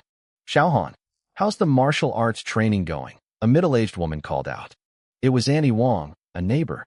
"Decided which university you're aiming for?" I scratched my head and gave her a polite smile. "I've just started training, Annie, but if I can make the cut, I'm aiming for the Northwest Border Defense University." "You'll kill more of those beasts for us then, right?" Annie Wong beamed at me. "Good boy. You're just like your father, honest and kind. Did you eat breakfast?" "I did, Auntie," I replied, feeling a bit embarrassed by the praise. The neighbors were always good to me. I had grown up without a mother, but I never felt less than anyone else because of their warmth. I was the kid everyone pointed to as a good example. Wang Yi, who owned the breakfast shop down the street, waved at me. I had rescued his kitten from a tree once, and he never forgot it. He tried to offer me food, but I waved him off. "I'm in a hurry, Uncle Wang. Heading to school now," I shouted, picking up my pace. I jogged past old men playing chess and ants out for their morning runs. Everyone had a kind word for me. I loved this quiet, peaceful life. But as I disappeared around the corner, two figures stepped out from behind an old locust tree. One was tall, the other short. "Are you sure it's him?" the tall one asked. "Just a high school kid?" Should be," the short one stammered. "Idiot. What do you mean should be? All the evidence points to him. I just didn't expect him to be a student." "Useless. Keep your eyes on him. Call me the moment he moves again." I didn't notice them. I was already at fully high school. The martial arts training hall was already buzzing with energy. I spotted Chinchu immediately. He was arm wrestling some poor guy, his biceps looking thicker than most people's thighs. He won and let out a goofy grin. "Brother Han, you're finally back," Chinchu yelled, charging at me like a giant grizzly bear. I dodged his sweaty embrace with a look of pure disgust. I just wanted to make it into the secret realm, so I put in some extra hours. As expected of a top student, someone nearby praised. "With dual talents and that much effort, how are the rest of us supposed to survive?" "That's it. I'm staying until midnight tonight," another student shouted. The competitive spirit in the room spiked just because I showed up. I gave them a small smile and found a quiet corner. I pulled out one of my last 2 bottles of Star Source fluid and downed it. It hit my throat like ice before blooming into a wave of heat in my chest. I didn't have my training staff with me. The local martial arts exam didn't test actual combat, and with only a month left, mastering a weapon from scratch was nearly impossible. However, I knew the elite exams in the bigger cities were different. They required real fighting. I shook those thoughts away and dropped into a stance. I began practicing the body tempering technique. Since my physical progress had hit 80%, it was time to move beyond the skin. It was time to temper my bones. I guided the Star Source energy, thin threads of light weaving through my body, and pressed them toward my skeleton. This was infinitely harder than skin tempering. Across the hall, our instructor, Qian Ming, stopped his patrol. His eyes locked onto me. He usually left us to our own devices, believing that anyone without self-discipline would just die on the battlefield anyway. But he had heard I was back. He watched me silently for 30 minutes, his expression shifting from curiosity to shock. He could tell. My physical progress wasn't just good, it was over 80%. In just a few days, I had surpassed everyone. He probably thought my F-grade talents were actually hidden strength-type abilities. When the morning session ended, he called me over. "Young Han." "Instructor." I stood at attention. "How far along are you with the body tempering?" he asked, his voice low. "My skin can't take any more stimulation. I guess I'm around 80%, I answered honestly. There was no point in lying to a master like him. Qian Ming's eye twitched. This technique wasn't complex for someone of his level, but for a high schooler, it was a grueling, painful process. Most kids quit when the stinging got too bad. "Good," he said, masking his surprise. "You have F-grade talent, but your willpower is better than the A grades. Keep it up. If you have questions, ask." "Actually, instructor," I said, looking him in the eye. I want to learn the speed section.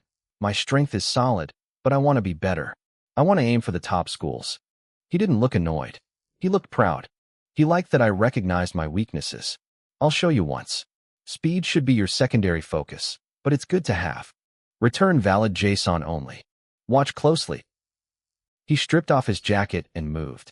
Because my mental strength had increased, his movements seemed crystal clear. I memorized every shift of his weight and every flow of energy. I sat down and tried it. I funneled the energy into my joints and fascia. Suddenly, a wave of pure, tingly comfort washed over me. It felt light. It felt warm. It felt amazing. Is it supposed to feel this good? I wondered. I was so used to the bone-breaking pain of my other training that this felt like a massage. You're a quick learner, Chen Meng praised before walking away. I spent the rest of the afternoon practicing the speed movements with Chen Chu. It was the most relaxed I'd felt in days. By 4 p.m., the fluid had run dry. My speed had barely increased, but I didn't care. The speed section of the basic manual was for beginners, and I was already too fast for it to help much. I just needed to be able to prove I had learned it to explain my future performance. With an hour left before school ended, I did something that made everyone in the gym stop and stare. I pulled out my academic textbooks. In a room full of martial arts students sweating and screaming, I sat in the recovery area and started quietly studying for my history and math exams. I had a plan, and for that plan to work, I needed to be the perfect student. I scanned the pages of my textbooks, and my jaw nearly dropped. I'd studied this material before, but today, it was like a divine light had switched on in my brain. Concepts that used to be a blur, complex math formulas, obscure historical dates, suddenly clicked into place with terrifying clarity. I hadn't reached the level of a photographic memory yet, but my learning efficiency had spiked to an insane degree. In just 1 hour, I tore through every core subject. I identified my weak spots and crushed every difficult problem I encountered. So, this was the real power of mental strength. It wasn't just about focus, it was about processing power. When the final bell rang, I didn't leave with Chin Chu like I usually did. He started hollering, accusing me of having a secret girlfriend, but I just ignored him. I gave him a quick excuse, called my father to let him know I'd be late, and slipped out of the school gates alone. I didn't head home. Instead, I ducked into an old, crumbling commercial street near the school. I twisted through a maze of alleys and ducked into a deserted clothing shop. A few minutes later, a middle-aged man in a cheap jacket, a black mask, and a low-hanging baseball cap stepped out of the back door. I blended into the crowd and hailed a taxi toward the west side of the city. Near the school gates, under the shadow of an old locust tree, a short man felt his smartwatch vibrate. "Boss, the target is moving," he whispered into his wrist. "He's heading toward the Free Warrior Hub in the west." So it really was him. A gravelly voice grunted through the comms. "Keep a tail on him. I'm leaving now. I can't believe a brat in a school uniform actually dared to steal food from the mouth of our Demon Way sect. He's cautious, boss. He even changed his clothes," the short man noted. "Cautious." The voice on the other end let out a cold, mocking laugh. "In the face of absolute strength, caution is a joke. I want to see exactly where he's hiding our property. Today, I'll teach him that taking things from the sect costs more than just money. It costs your life." The short man cut the call and quickly hailed another taxi, trailing my path. The West City Free Warrior Hub was a cesspool. The air was thick with a stinging cocktail of sweat, blood, and cheap alcohol. I ignored it all. I walked straight to the same cramped rental room I'd used before and picked up the heavy black iron rod I'd left on the bed. I wasn't going to the wilderness empty-handed. I strapped the rod to the side of my backpack and headed for the C-grade buffer gate. I paid my 500 yuan fee, and the heavy alloy doors groaned open. Stepping out into the wasteland this time, I felt a surge of confidence I hadn't possessed before. The same 2 guards from my last trip were on duty. One of them glanced at the iron rod on my back and frowned. "Hey, brother." I paused, surprised he'd address me. "Something wrong?" I kept my voice low, making it sound raspy and old. The guard seemed to hesitate, then spoke softly. "The danger in the wilderness isn't just the beasts. It's the people. Going out this late, just watch your back." "Thanks for the tip," I said, giving him a quick cupped hand salute before walking into the dark. The wind carried the scent of rust and rotting vegetation. I didn't rush to find prey. I followed a derelict highway toward the ruins of an old city marked on my map. Behind me, two shadows trailed at a distance. "Boss, the kid is back in the wilderness again," the short man whispered. "He's a hard worker. I'll give him that." The taller man beside him sneered. "Good. Killing him inside the city is a headache. Out here? Out here, nobody hears him scream." His eyes glinted with cruelty. "That star ape talent potion has to be on him. Let's finish this." I reached the city ruins. This was the closest beast zone to the base city, notorious for shadow cats. They were fast and hunted in packs. Before my speed training, I wouldn't have dreamed of coming here. I picked up my pace and vanished into the skeleton of a crumbling skyscraper. Where did he go? The two men rushed to the entrance of the ruins and skidded to a halt. They looked around, bewildered. "Damn it, we lost him," the tall man barked. "How is a brat that fast?" "He has to be hiding nearby," the short man started to say, but his words died in his throat. A suffocating sense of dread dropped from above. He looked up just in time to see a dark blur falling from the edge of the building. A black iron rod expanded in his vision, whistling through the air with the weight of a falling mountain. Crack! The sound was sickening, like a sledgehammer hitting a ripe watermelon. The short man's skull collapsed instantly. He didn't even have time to scream before his body slumped into the dirt, dead on impact. Warm blood and brain matter sprayed across the tall man's face.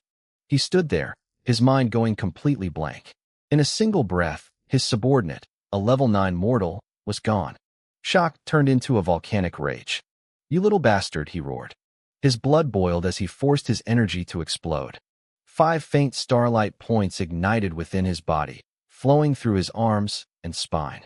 This was the aura of a channeling realm warrior, possessing nearly 5 tons of raw force. The air around him seemed to ripple. I didn't let him finish. I hit the ground and lunged like an arrow from a bow. My iron rod became a blur, weaving through the air like a black dragon. Dragon-slaying staff technique. The tall man's face paled. He hadn't expected me to follow up a killing blow with an even more violent assault. He instinctively raised his alloy gauntlets to block. Clang. The collision sounded like a church bell. A monstrous, impossible force surged through his gauntlets. The man's arms went numb instantly, and the skin between his thumbs and forefingers split open, spraying blood. He was sent flying backward, slamming into a withered tree with a heavy thud. He spat out a mouthful of blood mixed with bits of his internal organs. He stared at me, his pupils shrinking in pure terror. What kind of power is this? He couldn't wrap his head around it. In his eyes, I was just a high school student, a bug he could crush between his fingers. How could a bug possess more power than a channeling realm master? I didn't give him a second to think. My movements were a tide of steel. The iron rod came alive in my hands, raining down a barrage of strikes. Every hit carried the weight of 10,000 tons. Every angle was calculated. The man was completely overwhelmed. He had the cultivation level, but against my raw, compensated strength and perfected technique, he had no answer. He tried to block, and I heard his arm bones groan. He tried to dodge, but the shadows of my staff blocked every exit. Snap! He tried to force a parry, but his bones finally hit their limit. A sharp crack echoed in the ruins. He screamed in agony as his balance shattered. I saw the opening and swung low. Asterisk thud. Thud. Asterisk. The iron rod smashed into both of his knees. With 2 sickening pops, his legs bent backward at an impossible angle, and he collapsed into the dirt, forced into a kneeling position before me. The fight was over. From the moment I struck to the moment the tall man hit the dirt, barely 20 seconds had passed. I stood over him, gripping my blood-stained iron rod. My breathing was steady, my eyes cold. There wasn't a flicker of hesitation in my heart. "Who sent you?" I asked. The tall man coughed up a spray of blood, staring at me in pure terror. To him, I wasn't just a high school student anymore. I was a demon that had crawled straight out of hell. It's the demonic path sect," he wheezed. "We came to avenge Chin-san, to get the medicine back." Chin-san. The name rang a bell. He must have been the young man the bald guy killed that night in the alley. "How did you find me?" I pressed. "The rod." He pointed a trembling finger at my weapon. Not many people use an iron rod. It matched the wounds on the buyer's head. I looked down at the heavy black bar in my hand. I'd been careless. I thought I was being smart, but I had left a signature behind. One last question, I said. Who else knows about me? No one, just us, he gasped. The sect leader sent us to investigate. We saw you were just a student. We thought we'd just kill you and be done with it. Good. The killing intent in my eyes flared. I raised the rod high. No. Wait. Don't. His plea cut off with a sickening thud. Silence returned to the ruins. I wiped the blood off my rod without changing my expression and got to work. I'd learned my lesson from the last time. Leaving bodies out in the open was a mistake I wouldn't repeat. I searched them, finding nothing but some cash and cheap supplies. I found their smart devices and smashed them into powder with the rod, making sure the chips were destroyed. Then, using the 100-kilogram iron rod as a makeshift shovel, I dug. 10 minutes later, I had a hole 3 meters deep. I tossed the 2 bodies inside. I looked at my iron rod one last time and threw it in after them. I stripped off my blood-stained clothes, put on a fresh set of workout gear from my bag, and buried the old ones too. I filled the hole, covered it with dead leaves and brush, and smoothed out the dirt. Within half an hour, the site looked like nothing had ever happened. I walked back toward the base city at a leisurely pace. The whole ordeal had taken less than 2 hours. My outfit was different, my bag and rod were gone, and the guards didn't even give me a second glance as I passed through the gates. I stopped by my rental room to grab $400,000 in cash, stuffed it into a black plastic bag, and took a taxi to a major martial arts mall. I spent half the afternoon wandering through different shops. My spiritual sense had sharpened lately, and I used it to make sure no one was tailing me. Once I was certain I was alone, I used the cash to buy 5 vials of Ultimate Star Source fluid. By the time I got home, it was 11 p.m. My father was already asleep, but he'd left a warm meal on the table for me. I ate quickly and headed up to the rooftop to catch the cool night breeze. I pulled out a vial of the fluid, curious to see what 80,000 credits a pop would do for my strength. Just as I was about to unscrew the cap, my wrist device vibrated. A message from an unknown ID popped up. I frowned. Who would be messaging me this late? I tapped it open. The message was short. Just one sentence.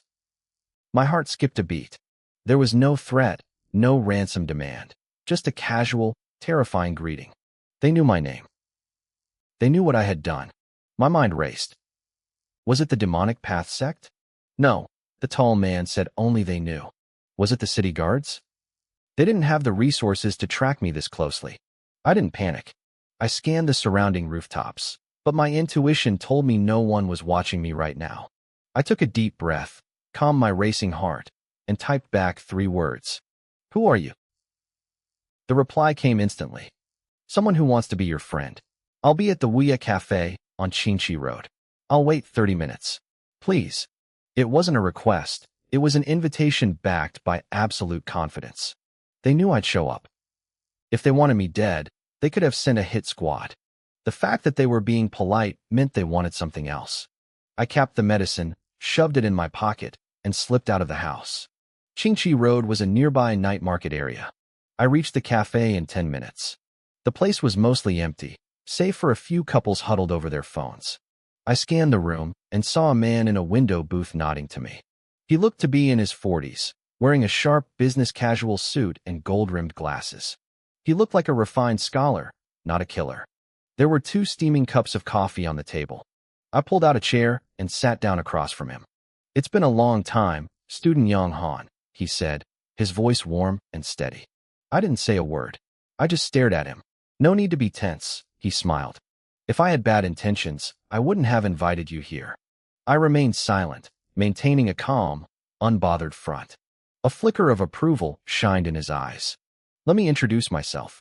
I am Zhang Qi, a manager at Zhang's Star Energy Limited. My pulse quickened. Zhang's Star Energy. That star source talent potion you found belongs to us, Zhang Qi said, cutting straight to the point. I don't know what you're talking about, I replied flatly. Zhang Qi chuckled, as if he expected the lie. He pushed his glasses up his nose. Student Yang Han, our company might be new, but we are very good at finding things. We tracked a search history at the electronic library from a few days ago. Someone searched for 3 specific terms: The Demonic Path Sect, Star Source Talent Potion, and Jang Star Energy. I felt a cold chill. I'd been careful with the bodies, but I'd been sloppy with my digital footprint. In this era, everything left a trail. I originally thought you were just a lucky kid who found something and got curious, Zhangqi said, his eyes studying me through the lenses. But I didn't expect you to not only take the goods, but also take out 2 pursuers from the Demonic Path Sect.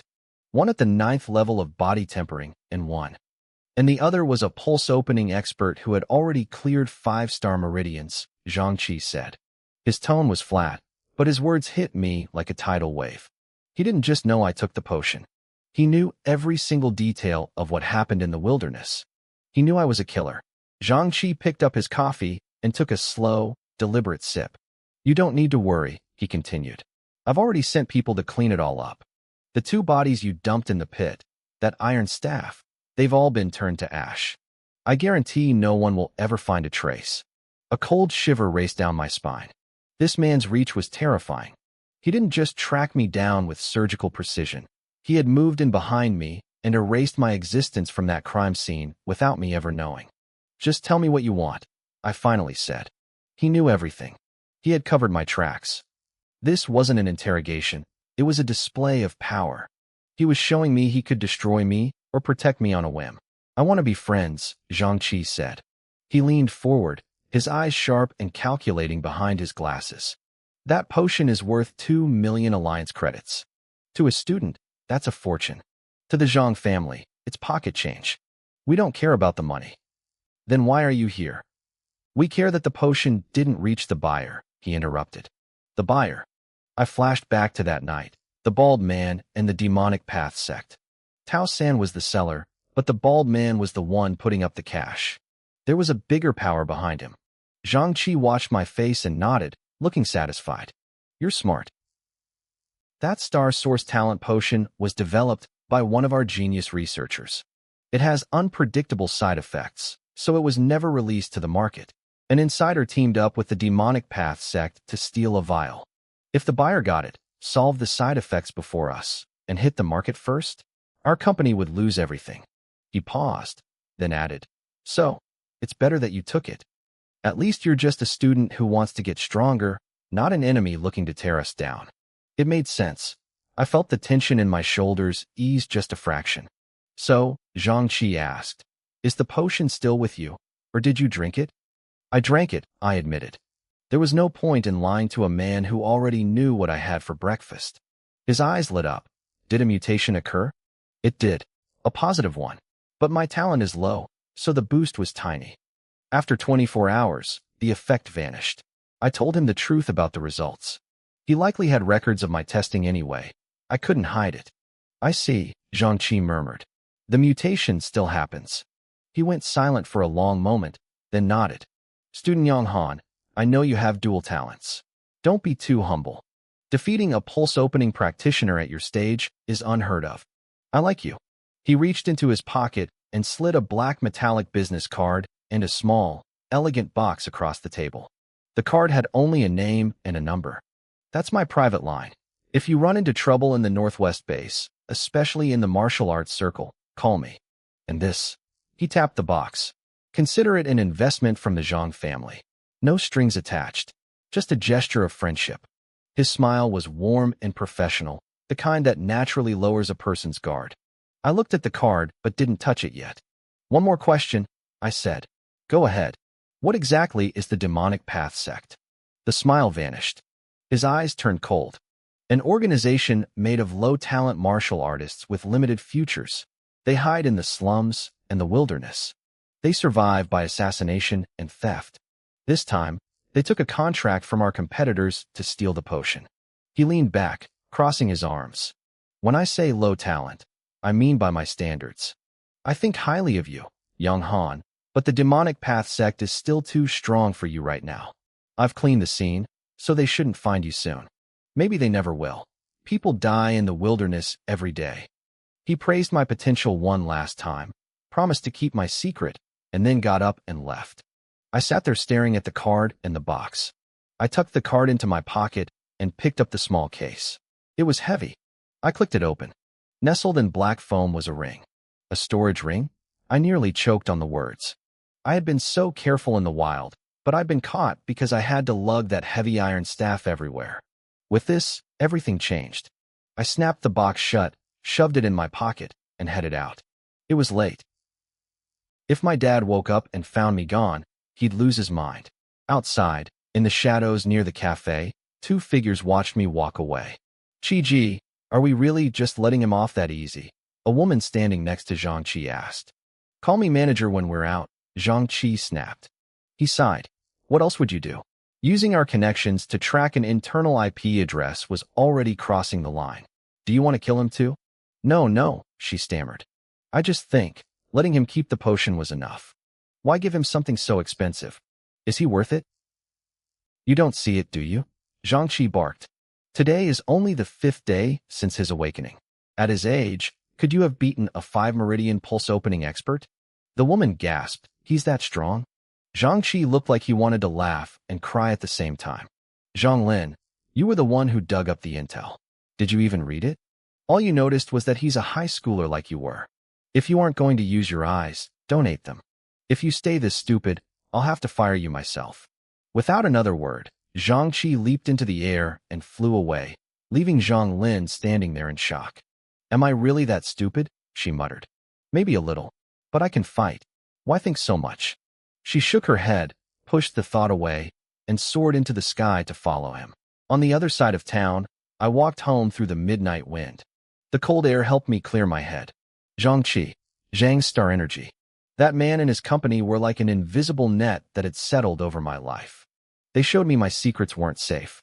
They gave me a gift to show me what they could offer, but the message was clear. What we give, we can take away. I clenched my fists. I hated the feeling of being controlled. I hated being a piece on someone else's board. The only way to own my destiny was to become too powerful for them to hold. I slipped back into the house, moved quietly past my father's room, and shut my door. I had work to do. I pulled the storage ring out and held it up to the light. It looked incredibly ordinary, like a piece of gray stone carved into a simple band. There was no flashy gold or glowing gems, just a raw, ancient texture. I remembered watching instructor Qian Meng use one and feeling a deep, burning envy. I never imagined I'd own one so soon. It had only been a few days since my awakening. It just proved that in this world, strength was the only thing that determined your status. I calmed my racing heart and slipped the ring onto my finger. Then, I bit the tip of my tongue. A single drop of blood fell onto the stone. The activation method wasn't a secret, but the rings themselves were nearly impossible for someone like me to get. The stone soaked up the blood instantly. A strange, cold connection snapped into place in my mind. I closed my eyes and saw it. Inside the ring was a void about the size of my bedroom, maybe 7 or 8 square meters. I reached out and grabbed a book from my nightstand. With a single thought, the book vanished. A second later, I felt it sitting inside that silent, empty space. I flicked my wrist, and the book was back in my hand. It was incredible. This would make surviving in the wilderness 1,000 times easier. Once I was sure it worked, I stashed my 5 bottles of ultimate star source fluid inside. They were the most valuable things I owned, worth 400,000 credits. By the time I finished organizing everything, it was already the early hours of the 11th. I needed sleep. My body was changing, and rest was becoming just as important as the grind. I woke up at 6 sharp the next morning. It was a reflex now. I only had 2 days left before the final assessment for the Star Source Secret Realm. I pulled up my status panel, enjoying the rush of seeing my numbers climb. My strength sat at 6,572 kilograms. My physical toughness was at 80%. My speed was 52 meters per second. I looked at my talents, trace recovery, life output, and pain compensation. The threat from the Demon Path sect was gone for now, but I couldn't relax. I had to get my body toughness to 100% before the deadline. I skipped school and headed straight for the rooftop. I had a brand new white wax staff in my hand. At this point, the classroom had nothing left to teach me. I flipped my palm, and a bottle of ultimate star source fluid appeared. I unscrewed the cap and downed it in one go. An explosion hit my chest. The energy in this fluid was massive, far beyond anything I had used before. It felt like I had been submerged in a boiling hot spring. I let out a low growl, guiding that violent energy through my limbs. I broke the power down and forced it to wrap around my bones. I gripped the staff, dropped my weight, and lunged. The tip of the staff whistled through the air. I twisted my wrist, snapped the end back, and swung the entire length in a horizontal arc. The air hummed.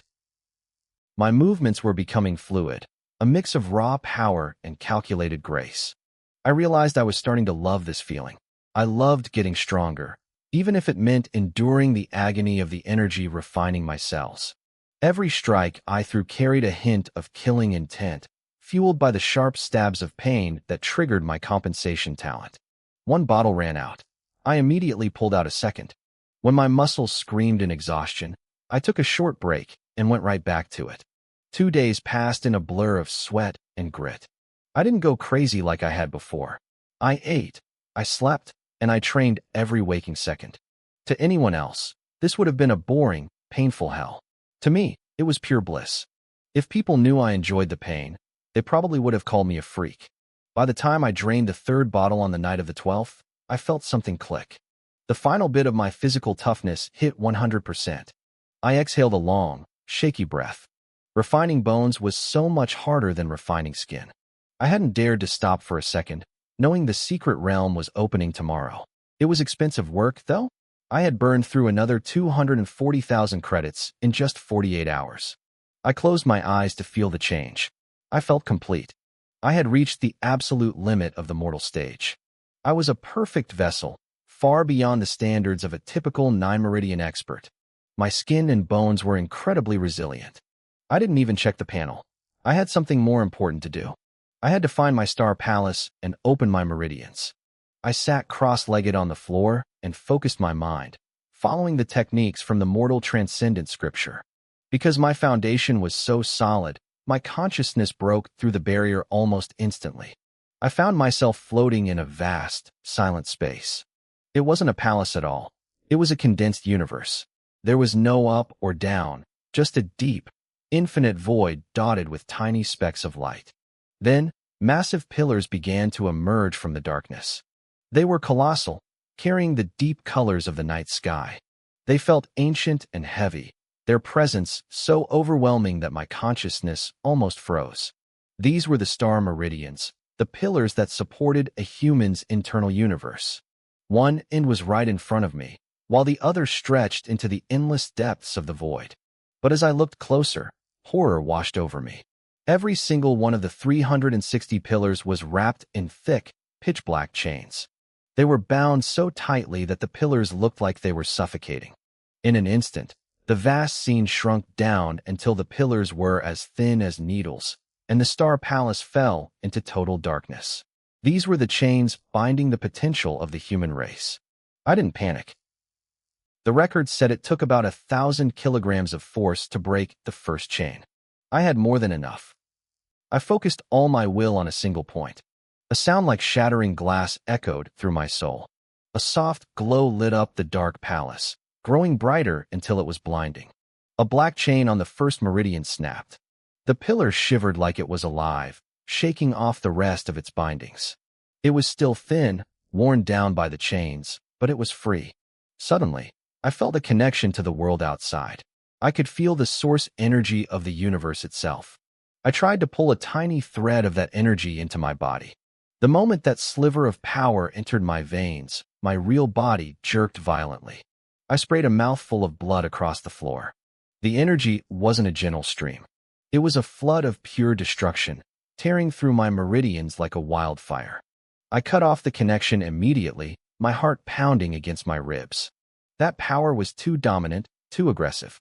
The warnings in the Manual of Transcendence were real, and I had been too reckless in my excitement. Still, I had succeeded. I now had a direct channel to absorb star source energy from the heavens and earth. In a place like the star source secret realm, this single free meridian would be my greatest asset. As I felt the changes from stepping into the meridian opening realm, a familiar system chime echoed in my head. Congratulations to the host for entering the meridian opening realm. Reward: 1 new F-grade talent. Please choose a talent affinity. A countdown appeared. 5, 4. I didn't have much time to think. I had already considered my options before the breakthrough. Strength? My strength was already growing every second. An F-grade boost to my current power would be negligible compared to my passive growth. I dismissed it. Speed. Thanks to the mutation from the Star Source potion, I was already twice as fast as a peak 9th-stage practitioner. I didn't need to waste a slot there yet. Then there was my physical body. After consuming over a dozen primary and 3 intermediate potions, plus my relentless training, my body refinement had hit 100%. I wasn't in danger of collapsing anymore. That left spirit. This attribute was mysterious. The school didn't even have a major for it, but I had experienced its benefits firsthand. My insane learning speed and my ability to sense someone tracking me in a crowd all came from my spiritual strength. It was a higher dimension of power. I choose spirit, I thought firmly. New talent generated. System panel updating. Multiple talents detected forming a special benefit loop. Perpetual motion structure confirmed. Please name this structure. I blinked. Perpetual motion? The system was referring to the synergy between my minor recovery, life output, and pain compensation talents. I thought back to an old movie I once saw. The protagonist was silent, growing through constant pain, possessing a stubborn vitality that refused to die. He used his overwhelming strength to bring liberation to himself and those around him. It fit me perfectly. Power King, I decided. The panel updated instantly. I called it up. Host, Young Han. Strength, 8,238 kilograms. Body, refined iron physique. Speed, 52 meters per second. Spirit, 2. Perpetual motion.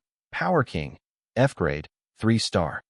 As stamina drains, recovery speed increases, pain intensifies, and strength increases by 0.01 kilograms per second. Talent 1. Spirit Wander, F-grade active. Slightly increases spirit for 30 minutes. Cooldown, 24 hours. Combat technique, Wind Devil Staff, mortal grade, mastery. The new talent, Spirit Wander, sounded impressive, but it was just a minor temporary buff. I wasn't disappointed. You couldn't expect much from an F-grade talent. What really caught my eye was my body status. Normal flesh was gone, replaced by refined iron physique. I clenched my fist. A sense of absolute control surged through me. Every inch of my bone and muscle felt like it had been tempered with a cold, metallic luster. My density and toughness were on a whole new level. With this body, I could finally unleash all 8 tons of my strength without worrying about my arms exploding. I also noticed the 3-star label next to Power King. It likely meant the combination of my 3 F-grade talents. Would it become 4 or 5 stars if I added more? I pushed the thought aside and looked at my combat technique. The Wind Devil Staff was listed as a counterattack technique. The term wasn't in our school curriculum, so I wasn't sure what it implied, but mastery meant I had finally grasped its essence. My father had made me practice those moves since I was a kid, claiming they were for health. Now I realized they weren't just flowery exercises. This was a style meant for killing. My father knew something. He had come back from the battlefields, after all. I felt a sudden urge to wake him up and demand answers, but I held back. There was time for that later. Tomorrow, I would enter the secret realm. I lay down on my bed, feeling a bit dazed. In just 7 days, I had gone from an ordinary student to an 8-ton monster. Even in an era of flying martial artists, my progress was terrifying. I drifted off to sleep and found myself in a dream. I was in the small plaza below my apartment. A beautiful woman was holding a kite, smiling at me. "Han, come here," she called. "Mom will teach you how to fly the kite." I ran toward her, but the kite suddenly grew. Within seconds, it blotted out the sun. The flat paper became 3-dimensional, turning into something terrifyingly real. "Mom, run!" I screamed. A massive claw reached down from the sky, lunging for her. I felt a surge of panic, but then a cold realization hit me. Where did the kite come from? My mother had been dead for years. "Wait," I muttered, the childish innocence in my dream self's eyes vanishing. "This is a dream. I'm dreaming again." The world began to spin, turning into a dark vortex that swallowed me whole. I snapped my eyes open, sitting bolt upright in bed. I held up my hands, staring at them until the sense of reality finally returned. That dream was too vivid. Usually, I'd wake up gasping from fear, but this time, I had forced myself awake. I glanced at my status panel. My mental energy had increased to 2 points. Was that why? The next morning, the atmosphere at the Fully High School training hall was electric. Every student from the senior martial arts classes stood in perfect rows. Even our principal, Gaohua, a man we rarely saw, was there. He stood on the podium, his beer belly straining against his suit, flanked by the various class teachers. Today was the day. After a week of hellish training, our progress would be tested. The stakes were high, a spot in the Star Source secret realm. I stood in the crowd, wearing a crisp new white training suit. I felt calm. Ever since I broke through to the pulse-opening realm, I could feel the faint traces of Star Source energy lingering in the air. I didn't dare absorb it yet, though. If I wasn't careful, I'd end up damaging my meridians again. Quiet. Qian Ming's voice boomed, echoing off the walls. The test is simple. We are here to see how much you've improved in 7 days. Strength and speed will be measured based on your chosen paths. We start with the A-grade talents. All eyes shifted to the front row. Chen Chu stepped up first, choosing the strength test. He stood before the machine, lowered his center of gravity, and let out a sharp roar. His muscles bulged, veins popping along his arms as he slammed his fist into the target. The screen flashed, 401 kilograms. A wave of gasps swept through the hall. In 1 week, he had jumped from under 200 kilograms to over 400. That was the power of an A-grade talent. Chen Chu scratched his head, looking pretty satisfied with himself as he stepped down. Next was Qin He. He wasn't as bulky as Chen Chu, but his bronze skin looked tough. He took a breath and his fist shot out like a bullet. Bang! 435 kilograms. The crowd buzzed again. Apparently, his talent provided a permanent strength multiplier. Following him, Zhang Lan hit 395 kilograms, and Fanggu reached 398. They were all hovering right at the threshold of the 3rd stage of the mortal transcendence realm. The other students looked on with pure envy. At this rate, these guys would hit the limit of human strength before the college entrance exams. On the other side of the hall, the speed testers were hitting impressive numbers too. I watched for a second, but lost interest. To me, this all felt like child's play. I was technically the only one who had chosen the body tempering path, so I had just slotted myself into the strength group. Once the A grades finished, Qian Ming nodded in approval. Good work. You haven't been slacking. Next, everyone expected the B grade students to go next, but Qian Ming's eyes scanned the crowd. Young Han, Class 6, front and center. The hall went silent. Thousands of eyes locked onto me. Some looked shocked, others curious. After all, I was the freak who had clocked 640 kilograms on my very first day. I was a bit surprised myself. I thought I'd be last again, but it didn't matter. I just wanted to get this over with. I stepped out of the line and walked toward the machine, rotating my wrists to loosen up. Qian Ming watched me with an expectant gaze. On the podium, Principal Gao adjusted his glasses, leaning forward. My teacher, Su Jiang, stared so hard I thought his eyes might pop out. Everyone knew I was going to do something big. The only question was how big. I took a half step back and lowered my stance. I had to think fast. How much power should I show? If I went all out, I'd probably shatter the machine. But I couldn't go too low.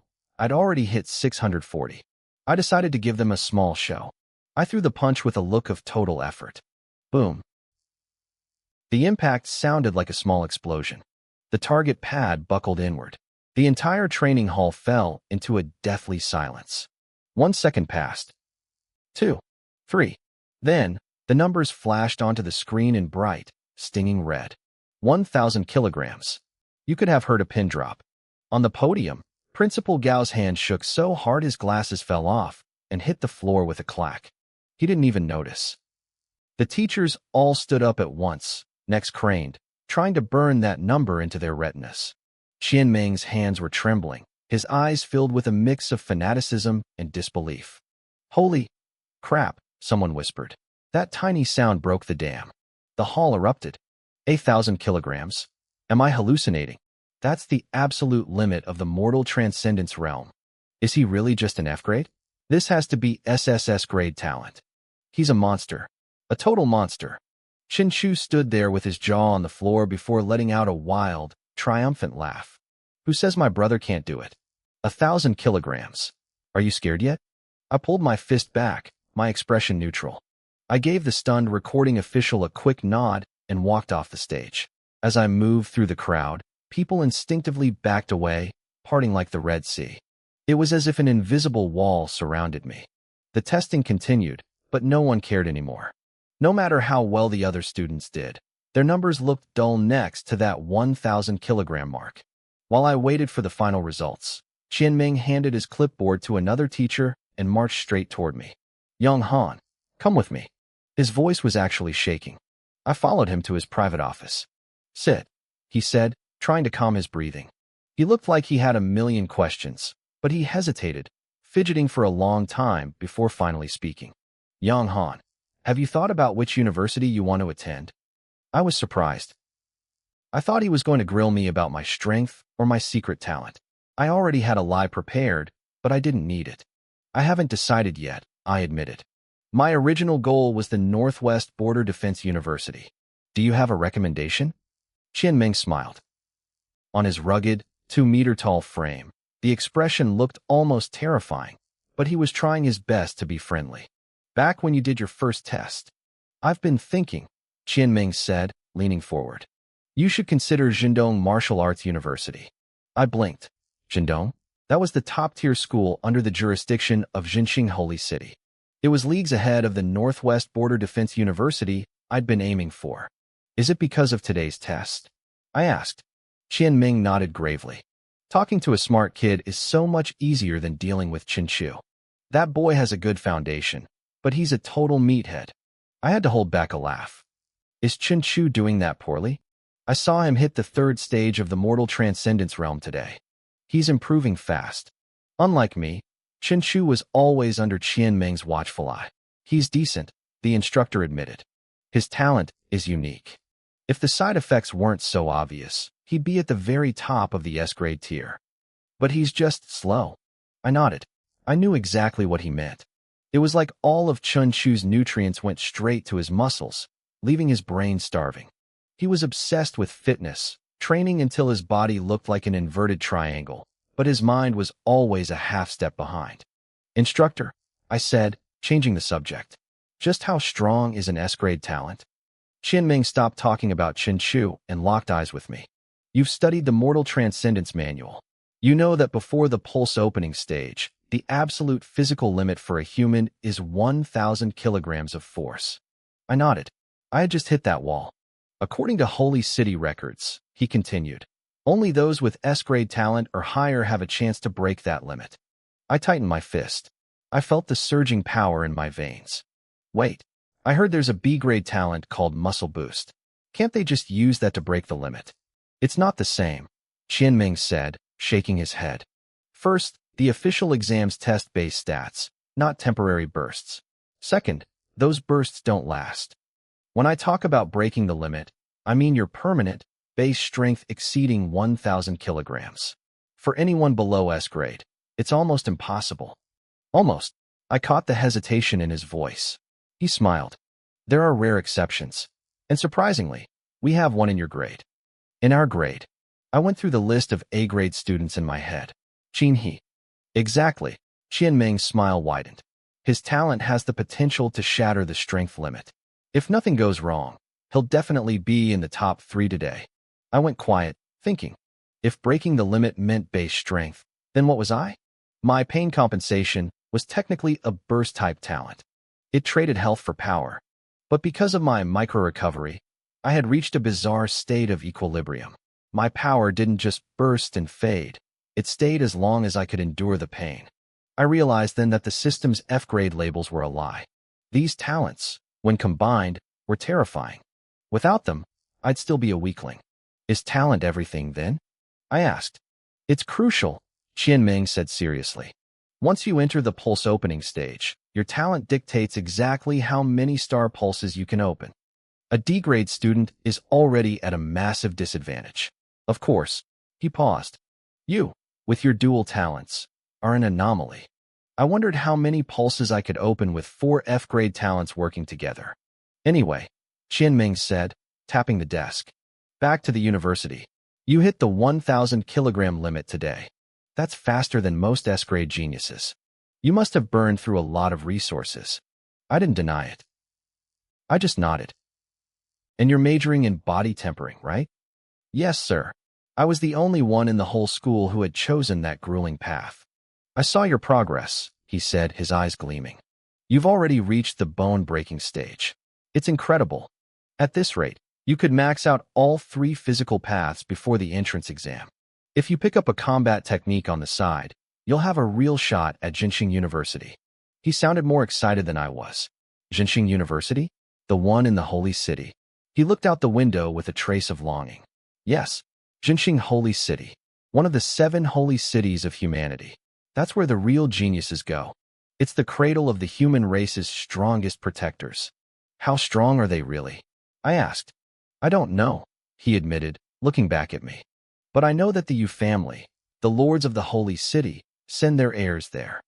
The titans who hold the front lines against the monsters? Most of them are Jinxing graduates. They are the true guardians.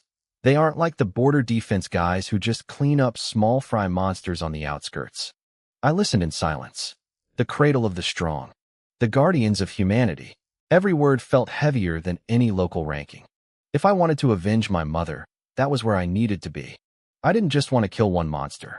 I wanted them all gone. I took a deep breath and looked him in the eye. Instructor, I'll get into Jinxing University. Good. Ming slammed a hand onto my shoulder. If you're willing to fight for it, the school will support you. I'll talk to the principal about a scholarship. This school needs a genius like you to make a name for us. Thank you, instructor. I'll give it everything I've got. The local top 10 rewards, the star source fluid, didn't seem like much anymore. My eyes were on a much further horizon. Go on then, Ming said. Get back to training. Leave the rest to me. I left his office just as the testing was wrapping up. The results were exactly what I expected. I was first. Chu and he took second and third. I took my prize, but my mind was already elsewhere. Ming walked out to face the assembled students. I'm satisfied with most of you, he shouted. But some of you still aren't working hard enough. These top 10 students aren't necessarily the ones with the best talent, Ming shouted, his voice booming like a temple bell. But they are definitely the ones who work the hardest. If you want to get into the top 5 universities, these next 30 days are gold. Every second, every minute, you treat them like your life depends on it. His voice was so loud my ears actually started ringing. Yes, sir, the crowd roared back. At this stage, no one was planning to quit. Yang Han, Chu, He, you 3, come with me, Ming commanded. The rest of you, continue training as usual. We stepped out of the formation and followed him out of the training hall. The principal was waiting for us, along with my homeroom teacher and He's. We walked in a small group toward the integrated office building. On the way, Chu nudged me with his elbow. Hey, Young Han, do you know where the Star Source secret realm actually is? No clue, I said, shaking my head. Just keep walking. I'm so hyped, Chu said, shadowboxing the air. Do you think I'll break through straight to the sky realm when I come out? I rolled my eyes and prepared a sarcastic comeback, but he beat me to it. The Star Source secret realm is just pure Star Source energy, he said, his voice calm and clear. It's not as magical as you're imagining. Chu and I both turned, slowing our pace to flank him on either side. We trapped him in a friendly sandwich. Come on, classmate He, I said, genuinely curious. Give us the details. He looked a bit uncomfortable with our sudden enthusiasm, shifting his shoulders, but he explained anyway. You know that people at the mortal transcendence stage can't naturally absorb Star Source energy from the atmosphere, right? We both nodded like hungry students. He seemed satisfied with our attention. The realm uses a special formation to force that loose energy directly into your body. It saves you a massive amount of time and resources. As for how much you can hold, well, that depends on you. He glanced at Chu's bulky frame. Someone with your build actually has an advantage. You can hold more. I see, I muttered. For others, this was a passive process. They were just containers being filled. But for me, I could actively absorb it. That changed everything. Haha, then I won't be polite. Chu laughed. Maybe I'll even catch up to young Han by the time we're done. Chin, he looked at me then, his eyes filled with curiosity. Young Han, is a dual talent really that strong? He used to be arrogant, but after I kept beating his scores, he seemed to have given up on competing with me. I didn't know how to answer. If I told him the truth, that I actually had 4 F-grade talents, he'd probably think I was mocking him. We're here, Qian Ming announced, saving me from the awkward silence. I breathed a sigh of relief. I really was too kind for my own good. We looked up at the building. Qian Ming pointed toward the top floor. The realm is up there. Every time we open it, it costs a fortune. Don't waste this chance. Understood. Understood, we shouted. One more thing, Qian Ming added, his tone turning serious. Once your body feels full, don't just stand there. Immediately start practicing your body tempering techniques. Burn that energy off, then fill up again. You have exactly 1 hour to store as much as possible. We nodded again. All right, Qian Ming said, stepping aside. The principal will take you the rest of the way. Remember, 1 hour. Make it count. Principal Gao Hua stepped forward, his beer belly stretching his shirt and his fingers twirling his upturned mustache. He gave us a gentle smile. Children, follow me. We shared a look and followed him into the elevator. We went all the way to the top floor. Ding! The doors opened to a room filled with high-tech sensors, glowing blue screens, and a massive alloy door. It looked like something out of a sci-fi movie. Gao Hua walked to the door and pressed his palm against a red scanner. Identity verified. Principal Gao Hua. Welcome, a mechanical voice chirped. The heavy doors groaned open. Behind them was a shimmering curtain of light that blocked our view of the interior. Gao Hua turned back to us, his face suddenly solemn. Go in. You have 1 hour. The future of our school, and the future of the human race, rests on shoulders like yours. We nodded solemnly and stepped through the light. The moment we crossed the threshold, the alloy doors slammed shut behind us. This is it. I don't feel anything, Chen Chu shouted, looking around the room. Qin He stayed calm, looking like he'd seen this before. But my heart was hammering against my ribs. Holy crap, the energy in here was insane. Through my star veins, I could feel it. The entire room was saturated with incredibly pure star source energy. It wasn't wild or violent like the energy in the wasteland. It was gentle and pure, like high-grade medicinal fluid. Suddenly, the room hummed. A massive formation under our feet began to glow. The array is starting. Gao Hua's voice echoed through the intercom. Prepare yourselves for the infusion. We braced ourselves. 3 brilliant pillars of light shot down from the ceiling, pinning each of us in place. Pure energy forced its way into my pores. It felt like billions of tiny sparks were flooding my limbs, settling deep into my marrow, waiting to be used. The room went silent. Within minutes, I felt full. Every corner of my body was packed tight with energy. Normally, this is when I should have started my body tempering exercises to clear space. But my eyes snapped open, glowing with intensity. I didn't stand up to move. Instead, I sat down cross-legged and dove into my internal star palace. The dormant star vein inside me was already twitching, sensing the feast outside. I carefully guided the flow. I still remembered the last time I tried this. I had coughed up blood instantly. But this time, the first wisp of energy flowed through the vein and into the palace smoothly. No pain. No resistance. Yes, I whispered. I stopped holding back. I pushed my star vein to its limit. It turned into a bottomless whirlpool, a greedy vacuum pump that started screaming as it sucked the room's energy into my body. I heard grunts and heavy thuds nearby. Chen Chu and Qin, he had started their physical training to burn off the energy. I ignored them. Chen Chu eventually finished his first fill and opened his eyes. He saw me sitting still and opened his mouth to warn me I was wasting time, but then he stopped. He figured I had a plan. He closed his eyes and went back to his Vajra body tempering routine. Time ticked away. When the light pillars finally faded, the alloy doors slid open. We walked out, faces flushed with excitement. Go back and train, Gao Hua told us with a smile. Digest that energy as fast as you can. He watched us get into the elevator, feeling proud. Another year, another batch of kids, he thought. Maybe these ones will actually help us reclaim our glory. He walked over to the control console to log the energy consumption and schedule a refill for the next group. Let's see how much they used, he muttered, looking down at the data. The screen read, current session consumption, 93%. Gaohua's smile froze. He rubbed his eyes and looked again.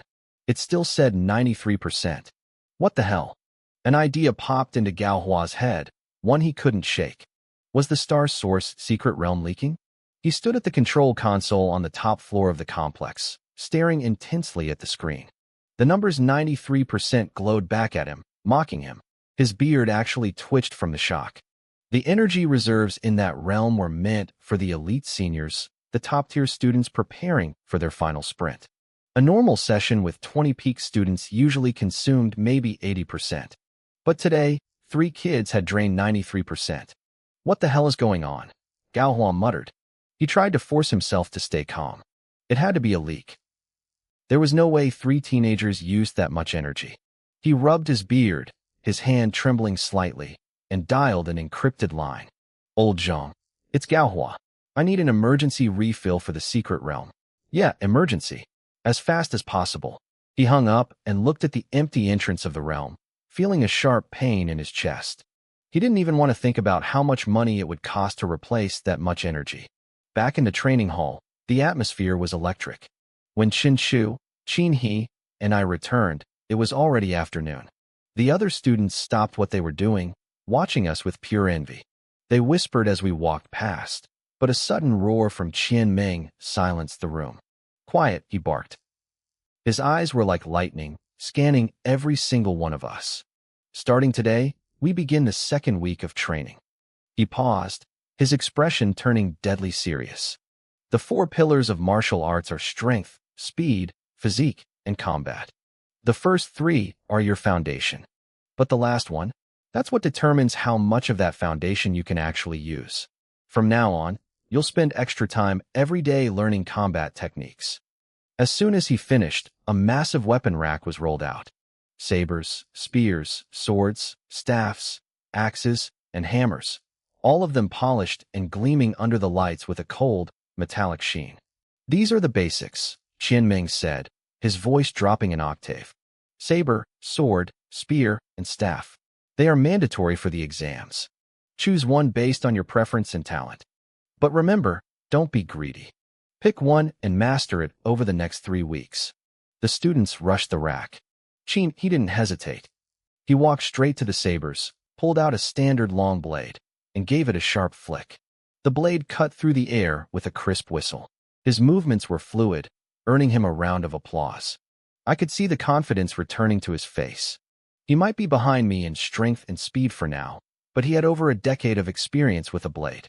Chen Shu grabbed a pair of combat gloves. He threw a couple of punches at the air, a goofy grin plastered on his face. Now this is what I'm talking about. My eyes settled on the staff rack. I walked over and picked up a wooden staff. It felt cool in my hands, better balanced than the white wax pole I used at home. Once everyone had a weapon, Qian Ming began demonstrating the basics. Swords were about agility. Spears were about range. Sabers were about momentum. Watching him, I realized Qian Ming was no ordinary instructor. He had mastered the fundamentals of every single weapon on that rack. Soon, he let us loose for free practice. I scanned the basic staff routines and felt a bit underwhelmed. They were nowhere near as complex as my family's wind demon staff technique. Still, I stayed patient. I practiced the moves one by one. The thing was, I was too fast. Moves that took other students hours to memorize, I mastered in a single glance. I started subtly blending the power delivery techniques from the wind demon style into the basic moves. Suddenly, the plain, boring staff work became something else entirely. Every strike I made carried a strange, overbearing power. From across the room, Qian Ming watched me. His pupils drifted and then snapped shut. It had been 1 hour. In 60 minutes, I had reached a level of mastery that shouldn't have been possible. He had thought I had a chance at the top 5 universities in the country. Now, he realized having a chance was an understatement. All right, everyone stop. Qian Ming clapped his hands an hour later. Time to see if you've actually learned anything. He pointed to a row of alloy doors on the other side of the hall. These were the combat rooms. Inside each one was a combat robot programmed with a full set of basic techniques. The rules are simple, he said. Who's first? A student with a longsword volunteered and stepped inside. The alloy door hissed shut, and the external monitor lit up.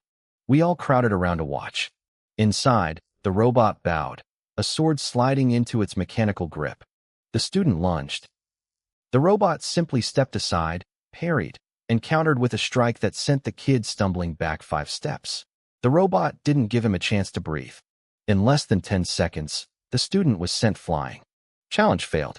Is the robot that strong? Someone whispered. No, Qian Ming said, stepping forward. The robot's strength and speed are set to match yours exactly. It beat him because its technique is better. Who's next? The room went silent. I'll go, Qin said. He stepped out with his saber and entered the room. The screen flickered to life. The robot attacked first, its blade coming down hard. Clang. Qin blocked it perfectly and countered. Unlike the first guy, Qin's movements were precise and ruthless. He wasn't just tanking hits. He was redirecting the robot's momentum.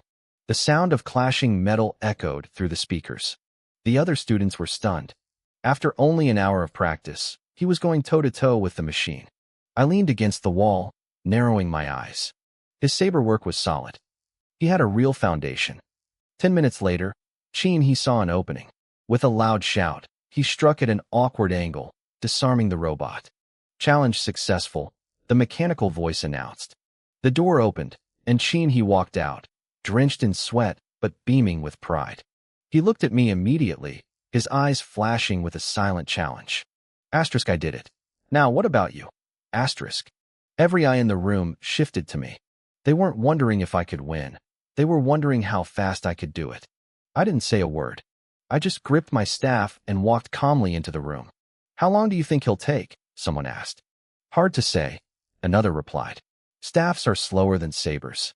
But his strength is insane, a third added. I bet 3 minutes. 1 minute. Chen Chu yelled at the top of his lungs. Inside, the fight began. The robot moved, swinging its staff in a standard horizontal sweep aimed at my waist. It was a heavy, textbook move. I took a half step back. My staff shot out like a venomous snake, moving second but arriving first. Thwack. The first strike hit the robot's wrist joint perfectly. All its momentum vanished instantly. Before it could recover, I flicked my wrist. Bang. The second strike caught the robot square in the chest. Even the bulletproof alloy armor let out a sickening groan. The robot stumbled, its guard wide open. I stepped forward, the staff feeling weightless in my hands as I flicked it upward. Clang. The third strike. The robot's weapon flew into the air, spinning toward the ceiling. I stood there, my staff resting lightly on the ground. As the challenge successful, light turned green. It hadn't even been 10 seconds. The alloy staff flew from the robot's grip, tracing a perfect arc through the air before slamming into the floor with a heavy thud.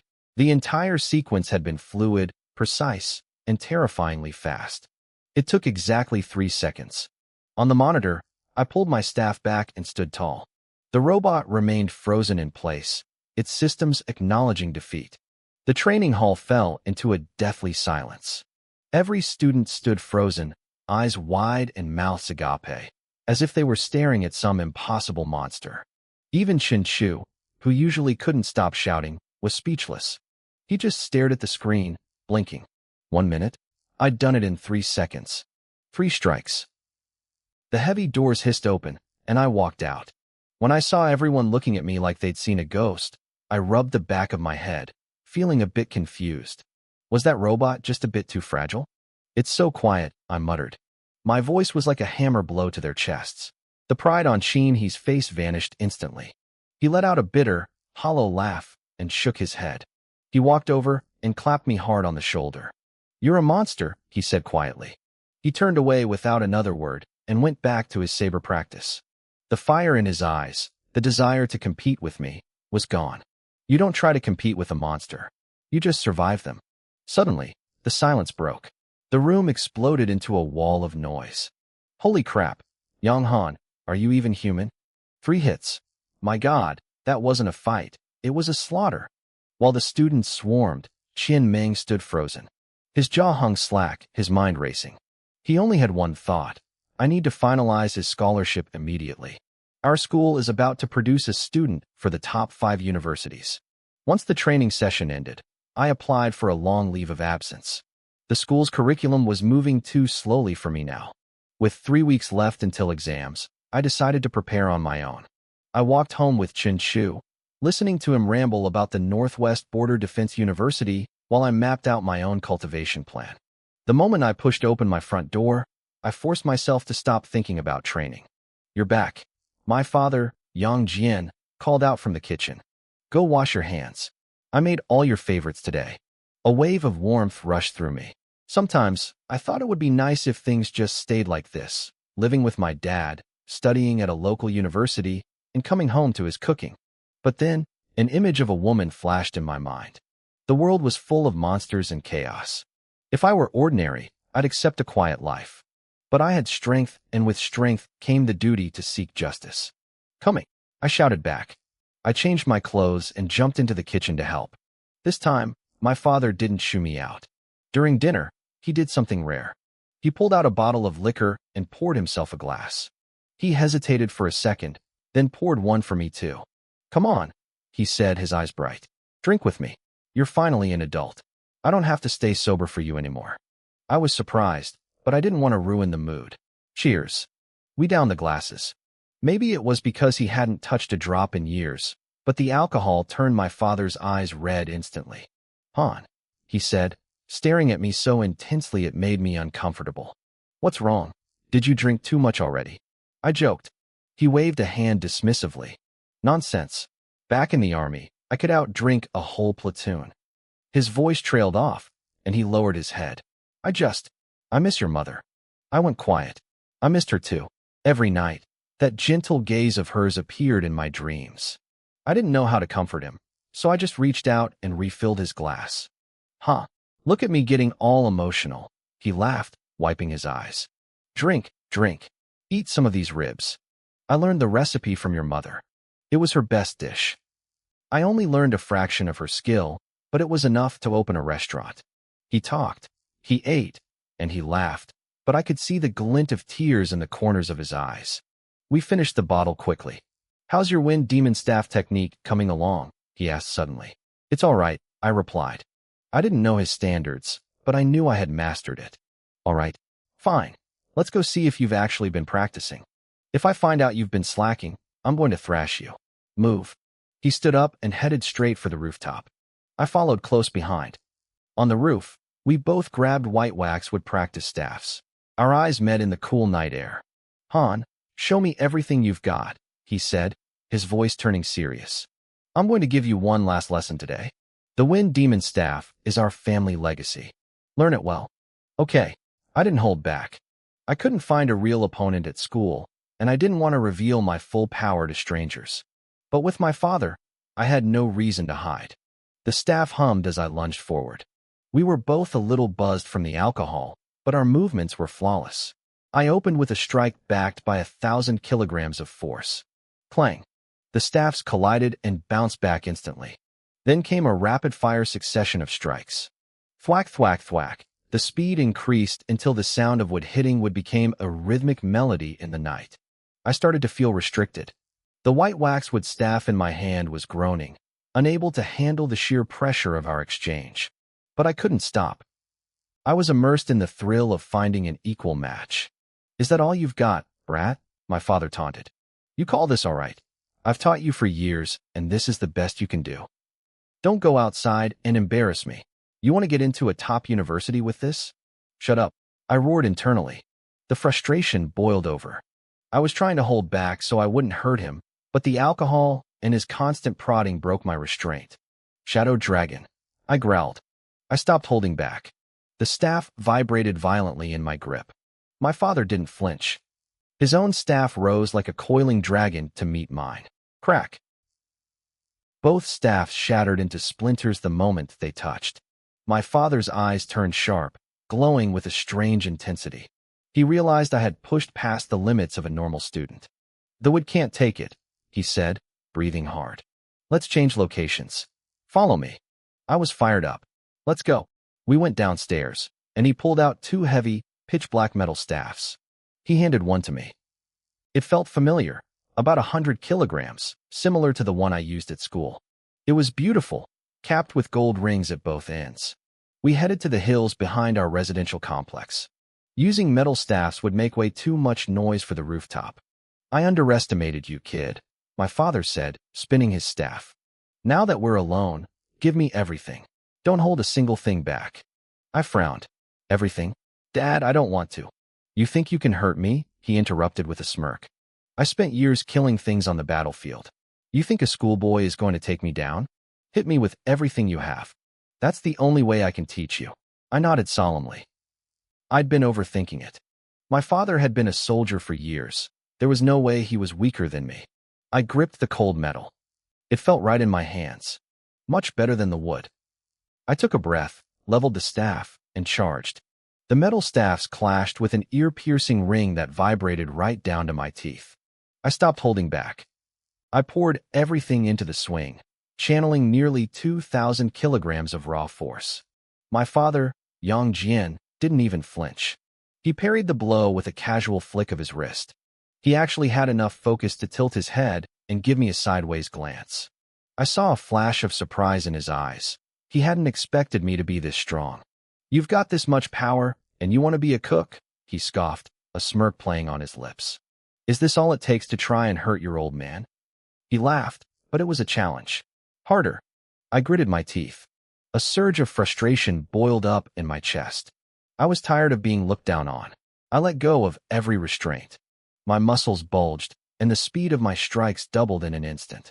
The metal staff became a blur of black light. Suddenly, I caught him. A massive wave of force traveled up my staff and slammed into his. The impact was so violent it sent my father flying back several meters. He hit the ground hard. Dad, are you okay? I rushed forward, my heart hammering. I'm fine, he said, patting the dust off his clothes as he scrambled back up. He didn't look hurt, just surprised. I didn't expect your strength to jump that much. I got careless. Again. I breathed a sigh of relief. If I'd actually injured him, I wouldn't have been able to live with myself. But seeing him stand up like nothing happened made me realize I could finally stop worrying about his safety. I could really train now. We went at it again. This time, I gave him no quarter. One strike after another, every single swing backed by my full weight. Whenever my muscles screamed in protest, my pain compensation talent kicked in. The exhaustion turned into a fresh surge of vitality. My palms split open from the friction. I didn't stop. My shoulders grew numb and swollen. I didn't stop. The hills echoed with the rhythmic bang-bang-bang of metal on metal. Sparks flew into the night air. My father was starting to sweat, his brow damp under the moonlight. I noticed him quietly activating his star veins, drawing in energy to replenish his stamina while trying to keep a calm face. 5 hours passed. My father, a powerhouse in the pulse fusion realm, was actually starting to look winded. He glanced at me, seeing that I had no intention of slowing down. Not bad, he grunted, a genuine compliment finally slipping out. Your mad demon staff technique has reached great mastery. Now watch closely.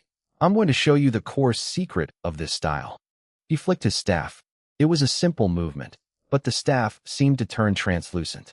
A dozen afterimages appeared at once. I froze. It looked like the shadow dragon move, but different. He had integrated that technique into every single motion. He wasn't just practicing in the air, he swung directly at me. My vision was flooded with phantoms. I couldn't tell which strike was real and which was a shadow. But I wasn't an amateur anymore. I backed away, narrowing my eyes, analyzing the movements based on everything I knew about the style. Not that one. Not that one either. I dodged and wove, searching for the flaw. There. I saw it. One strike was hidden deep within the flickering shadows, appearing and disappearing. The others were just decoys to mask this one killing blow. I smiled. I was going to beat him at his own game. I thrust my staff forward with pinpoint accuracy, aiming straight for the real strike. Clang. A deafening explosion of sound erupted. My eyes widened. I hadn't even touched his staff yet, so why? An overwhelming, tidal force surged through my weapon long before I expected it. It was like hitting a mountain. I was launched backward. I flew through the air until I slammed into a thick tree trunk. The impact knocked the wind out of me. My lungs burned. A metallic taste filled my mouth, and I coughed up a spray of blood. Only then did the pressure in my chest ease. I leaned against the tree, staring at my father in total confusion. He walked over slowly, a satisfied grin on his face. "Did you see it?" I shook my head. He held up one finger. The core secret of the mad demon staff. Butterfly shadow, startled dragon. I repeated the words in my head. Butterfly shadow. Then it clicked. My eyes lit up. There were no decoys. Every single one of them was real. The secret wasn't about hiding the real move. It was about turning every shadow into a physical strike and then stacking all that power into a single point. That's why he could overpower me without using more raw strength. He had multiplied his force through the technique. Exactly, my father said, pleased that I'd understood. To learn this, you first have to master blending the shadow dragon into every move. You've got the theory now. Practice it slowly. He sat down on the grass next to me, signaling that training was over for the night. Now, talk to me, he said, his voice turning serious. What's going on? You only awakened a few days ago, and you already have 8,000 kilograms of force? If I hadn't raised you myself, I'd think you were a shapeshifter. How? I rubbed the back of my head, debating how much to say. Dad, I didn't just awaken a dual talent. My father gasped. A triple talent. He looked at me with an intensity I'd never seen before. No wonder your growth is so terrifying. Dual talents are rare, but even they don't move this fast. Listen to me. Do not let anyone know about this. Not yet. He held up a finger again. Wait until you get into one of the top 5 universities. It's safe there. Only then can you go public. I didn't argue. You know about the top 5? Of course, he snorted. They're the hope of the human race. The beasts are getting bolder every day. Only places like the top 5 can turn kids into real powerhouses. I nodded, my resolve to get in growing even stronger. Dad, how strong are you really? He stayed silent for a few seconds. I wasn't going to tell you until you reached university, but seeing where you are now, I'm at the 9th level of the Pulse Fusion realm. Pulse Fusion. That was the stage after the Pulse Opening realm. Above that was the legendary Soaring realm. It made sense now how he could afford 300,000 credits worth of Star Source fluid. You've entered the Pulse Opening realm, haven't you? He asked. I nodded. But it doesn't feel that special yet. That's because you can't just absorb energy from the air, he explained. You need resources like Star Source fluid to fuel the process. This stage is all about opening as many star veins as possible. The more you open now, the stronger you'll be when you hit Pulse Fusion. Do I need to open all 360 veins? I asked, remembering the pillars of light I'd seen during my awakening. My father laughed. In your dreams. In the 300 years since we connected to the Star Palace, no human has ever opened all of them. Your talent sets a hard limit on your potential from the day you're born. Mostly, I noted, catching his phrasing. Right. Multi-talent users like you can break those limits. A dual talent can push past their ceiling. As for a triple talent, he looked at me with a spark of hope. There's no precedent. Maybe you can do it. Most people with A-grade talents or lower never get past 144 veins. I understood now. My instructor, Qian Meng, had mentioned this, but my father's explanation was much clearer. So, Dad, I asked, how many did you open? I focused on 36 main veins, he said, plus a few scattered ones here and there. My father didn't hide anything from me. He knew I needed a roadmap for my cultivation. You feel like you've opened a star vein, but you can't actually use it yet, right? He asked. I nodded. That's because raw star source energy is violent, he explained. It has to be purified before the human body can absorb it. That's what those bottled fluids are, pre-purified energy. He paused, letting that sink in. To absorb raw energy directly, you need a cultivation technique. A technique. I leaned in, interested. He explained that a technique creates a special energy field between your star veins. It acts like a filter, purifying the energy before it hits your star palace to strengthen your body. Do you have one, Dad? I asked. He nodded. I do, but I can't give it to you. First, you can't even use it yet. The minimum requirement is opening 36 star veins. How many do you have? I stayed silent. I only had one. Second, he continued, the Alliance controls these techniques strictly. They're tracked. I got mine from the military, and I can't just pass it around. You'll get yours when you get to university. I nodded. I wasn't in a rush if everyone else was in the same boat. I figured I'd just keep using resources to open more veins until I hit 36. Then I'd be self-sufficient. Yes and no, my father said, correcting me. You do need to keep opening veins. They are both your power conduits and your shackles. But even with 36 veins and a technique, you won't be self-sufficient. The higher you go, the more energy you need. Absorbing it yourself is like trying to fill a pool with a spoon. He looked me dead in the eye, his voice heavy. It's enough to survive. But if you want to be strong, you have to fight for resources. He shifted gears suddenly. The power you showed earlier was around 8,000 kilograms. That's roughly the strength of someone with 8 star veins. To open the ninth, you'll need to hit 9,000 kilograms, then use star source energy to grind away the shackle on that vein. Break the shackle, and you grow stronger. I didn't correct him. My strength came from my pain compensation talent, not my veins. If I followed his logic, my single-star vein should have capped my strength at 2,000 kilograms. But here I was, far beyond that.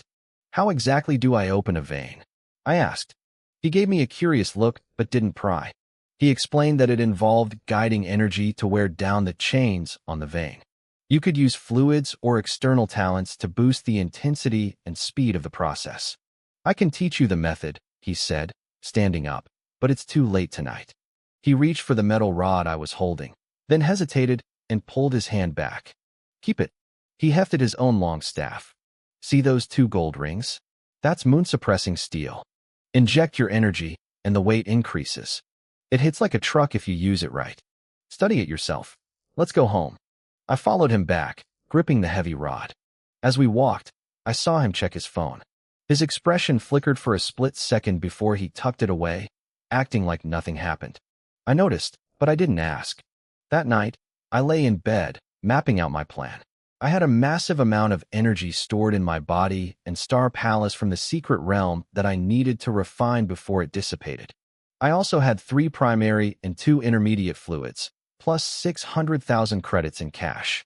I used to think that was a fortune, but after talking to my dad, I realized it was barely a start.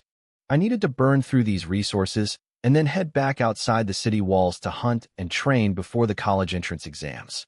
With my new storage ring, I could move much more efficiently without being spotted. I woke up at 6 the next morning, feeling sharp and focused. When I walked into the living room, I saw a note on the coffee table. My dad usually left notes in the kitchen about breakfast. Seeing it here made my heart skip a beat. I grabbed the paper. My stomach dropped. He was gone. The note was short. Xiaohan, I left the instructions for guiding energy and opening veins on the table. It's simple.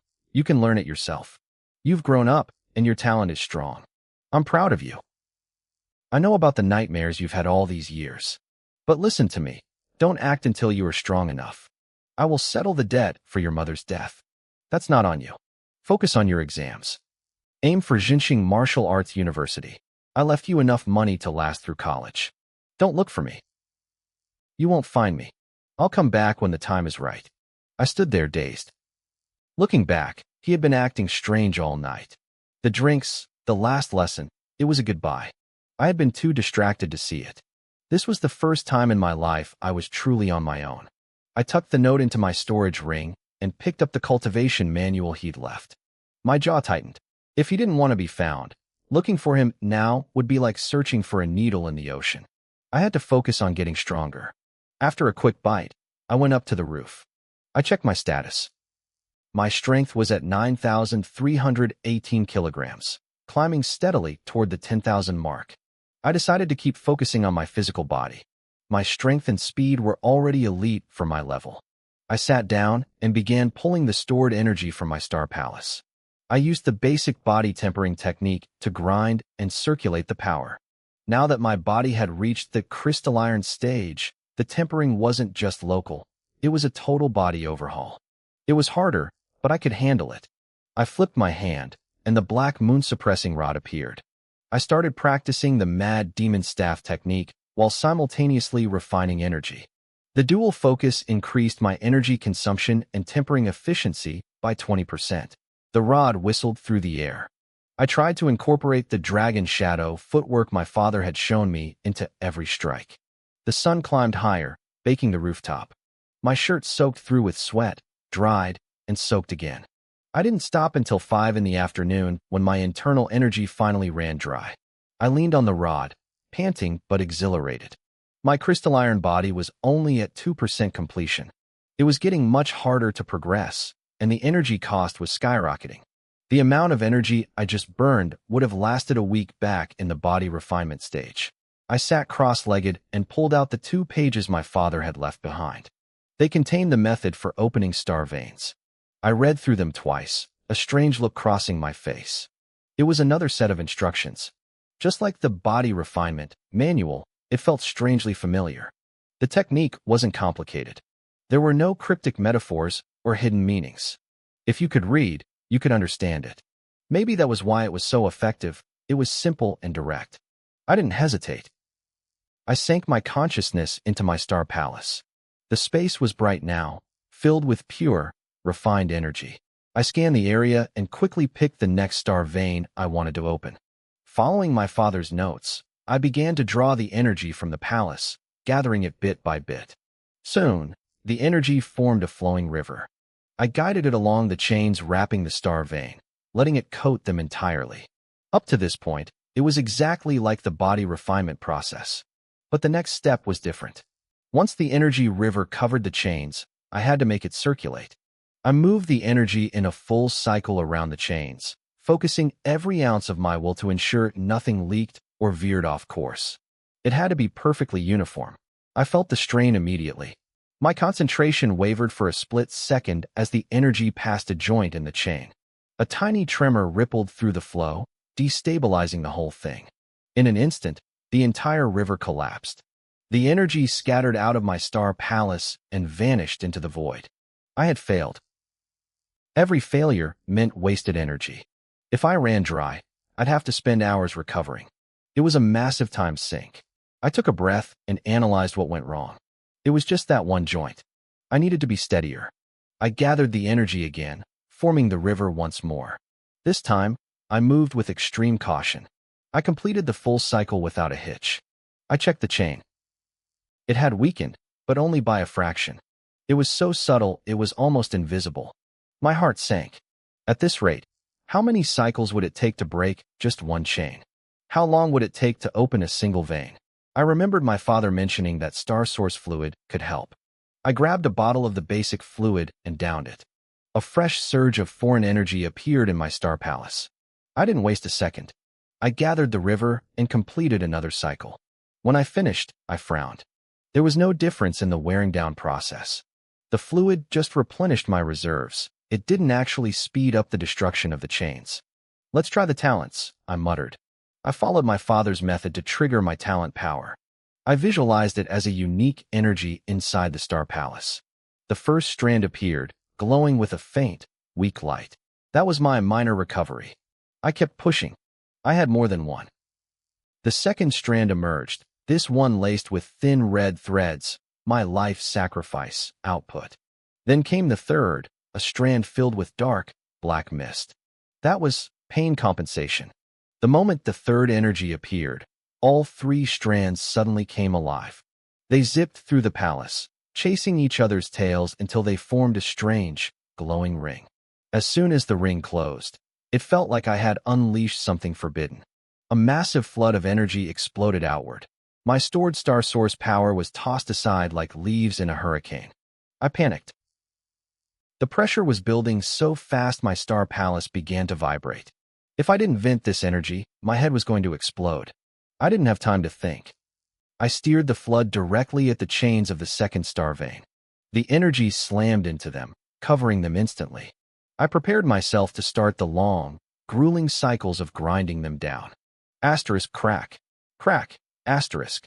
The sound of shattering glass echoed in my mind. The chains didn't wear down. They didn't put up a fight.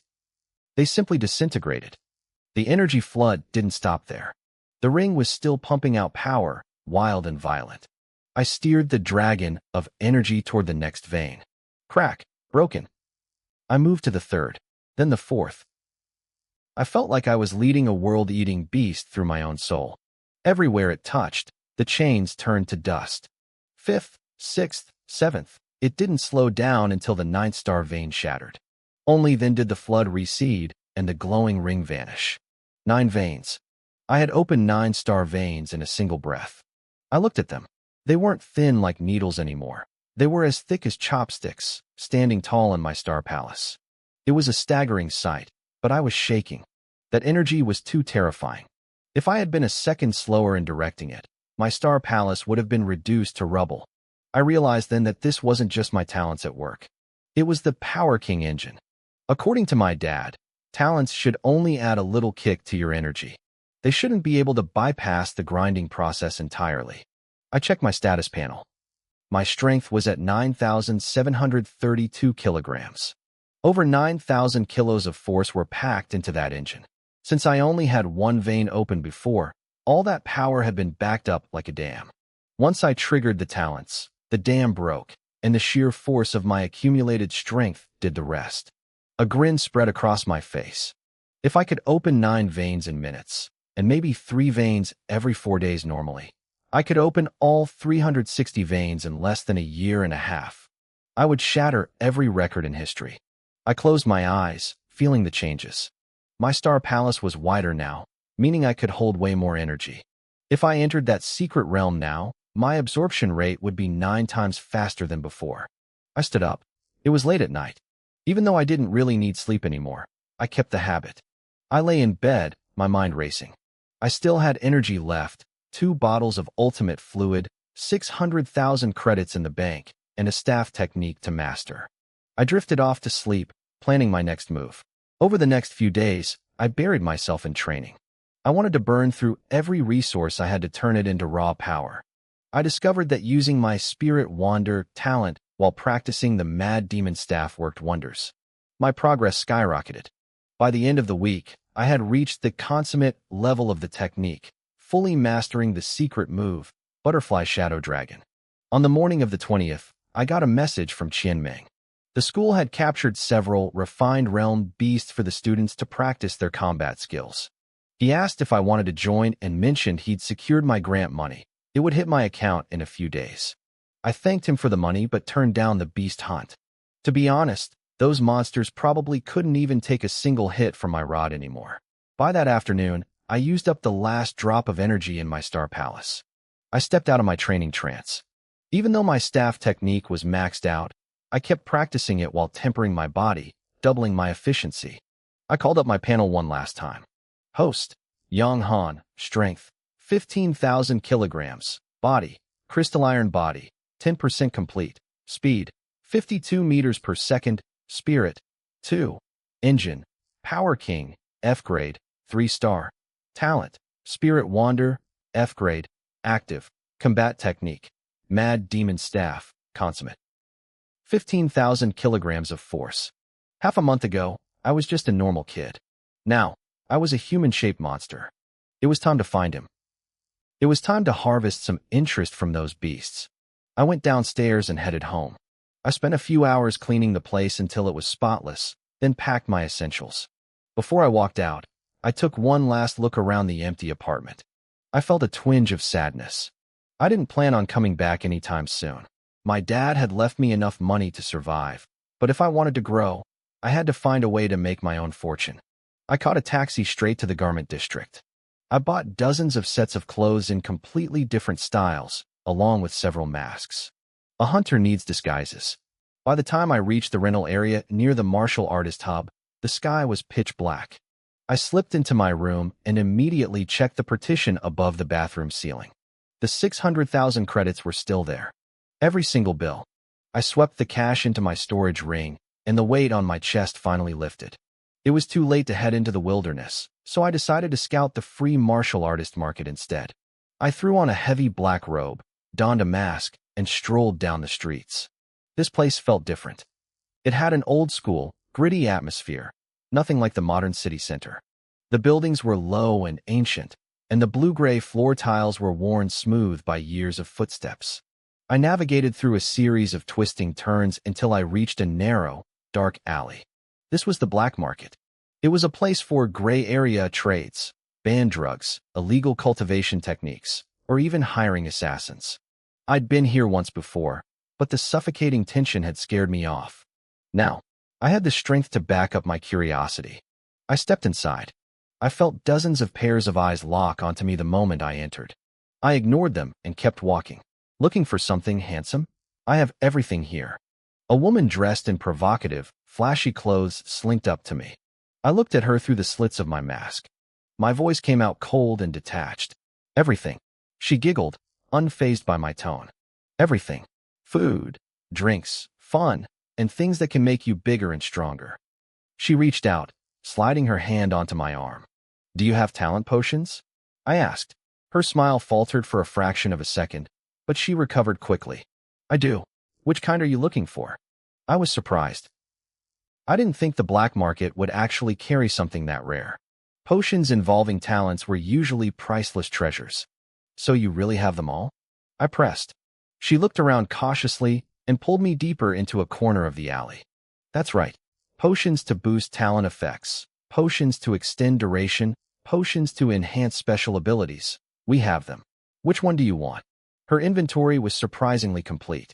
The only one I knew was the Star Source potion, which boosted base power. But I was thinking about something else.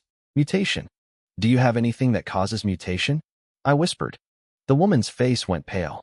She instantly recoiled, putting distance between us. Her playful charm vanished, replaced by sharp suspicion. Who are you? Are you from the Demon Gate? The Zhang family? Or the Li family? My mind raced behind the mask. The Demon Gate and the Zhangs were already after the Star Source potion, but who were the Lis?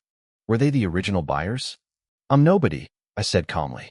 I just heard stories about how miraculous those potions are.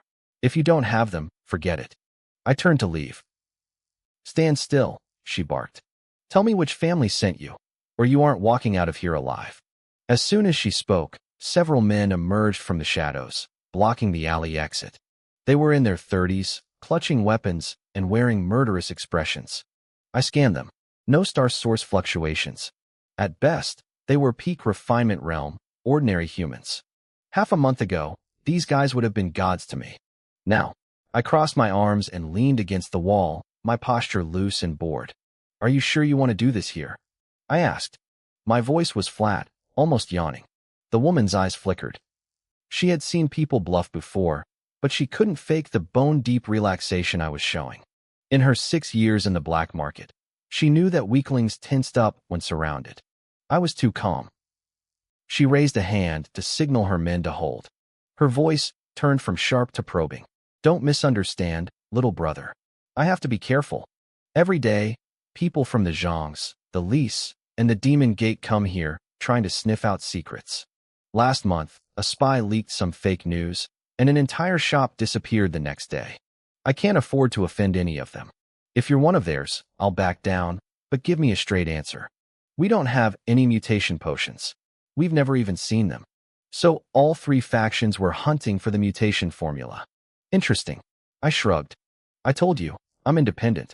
I just broke through to the channeling realm and heard some guys bragging about mutation potions. I thought I'd ask. It was a half-truth. The woman studied my frame. I looked young and wasn't overly muscular. If I really was in the channeling realm, I was dangerous.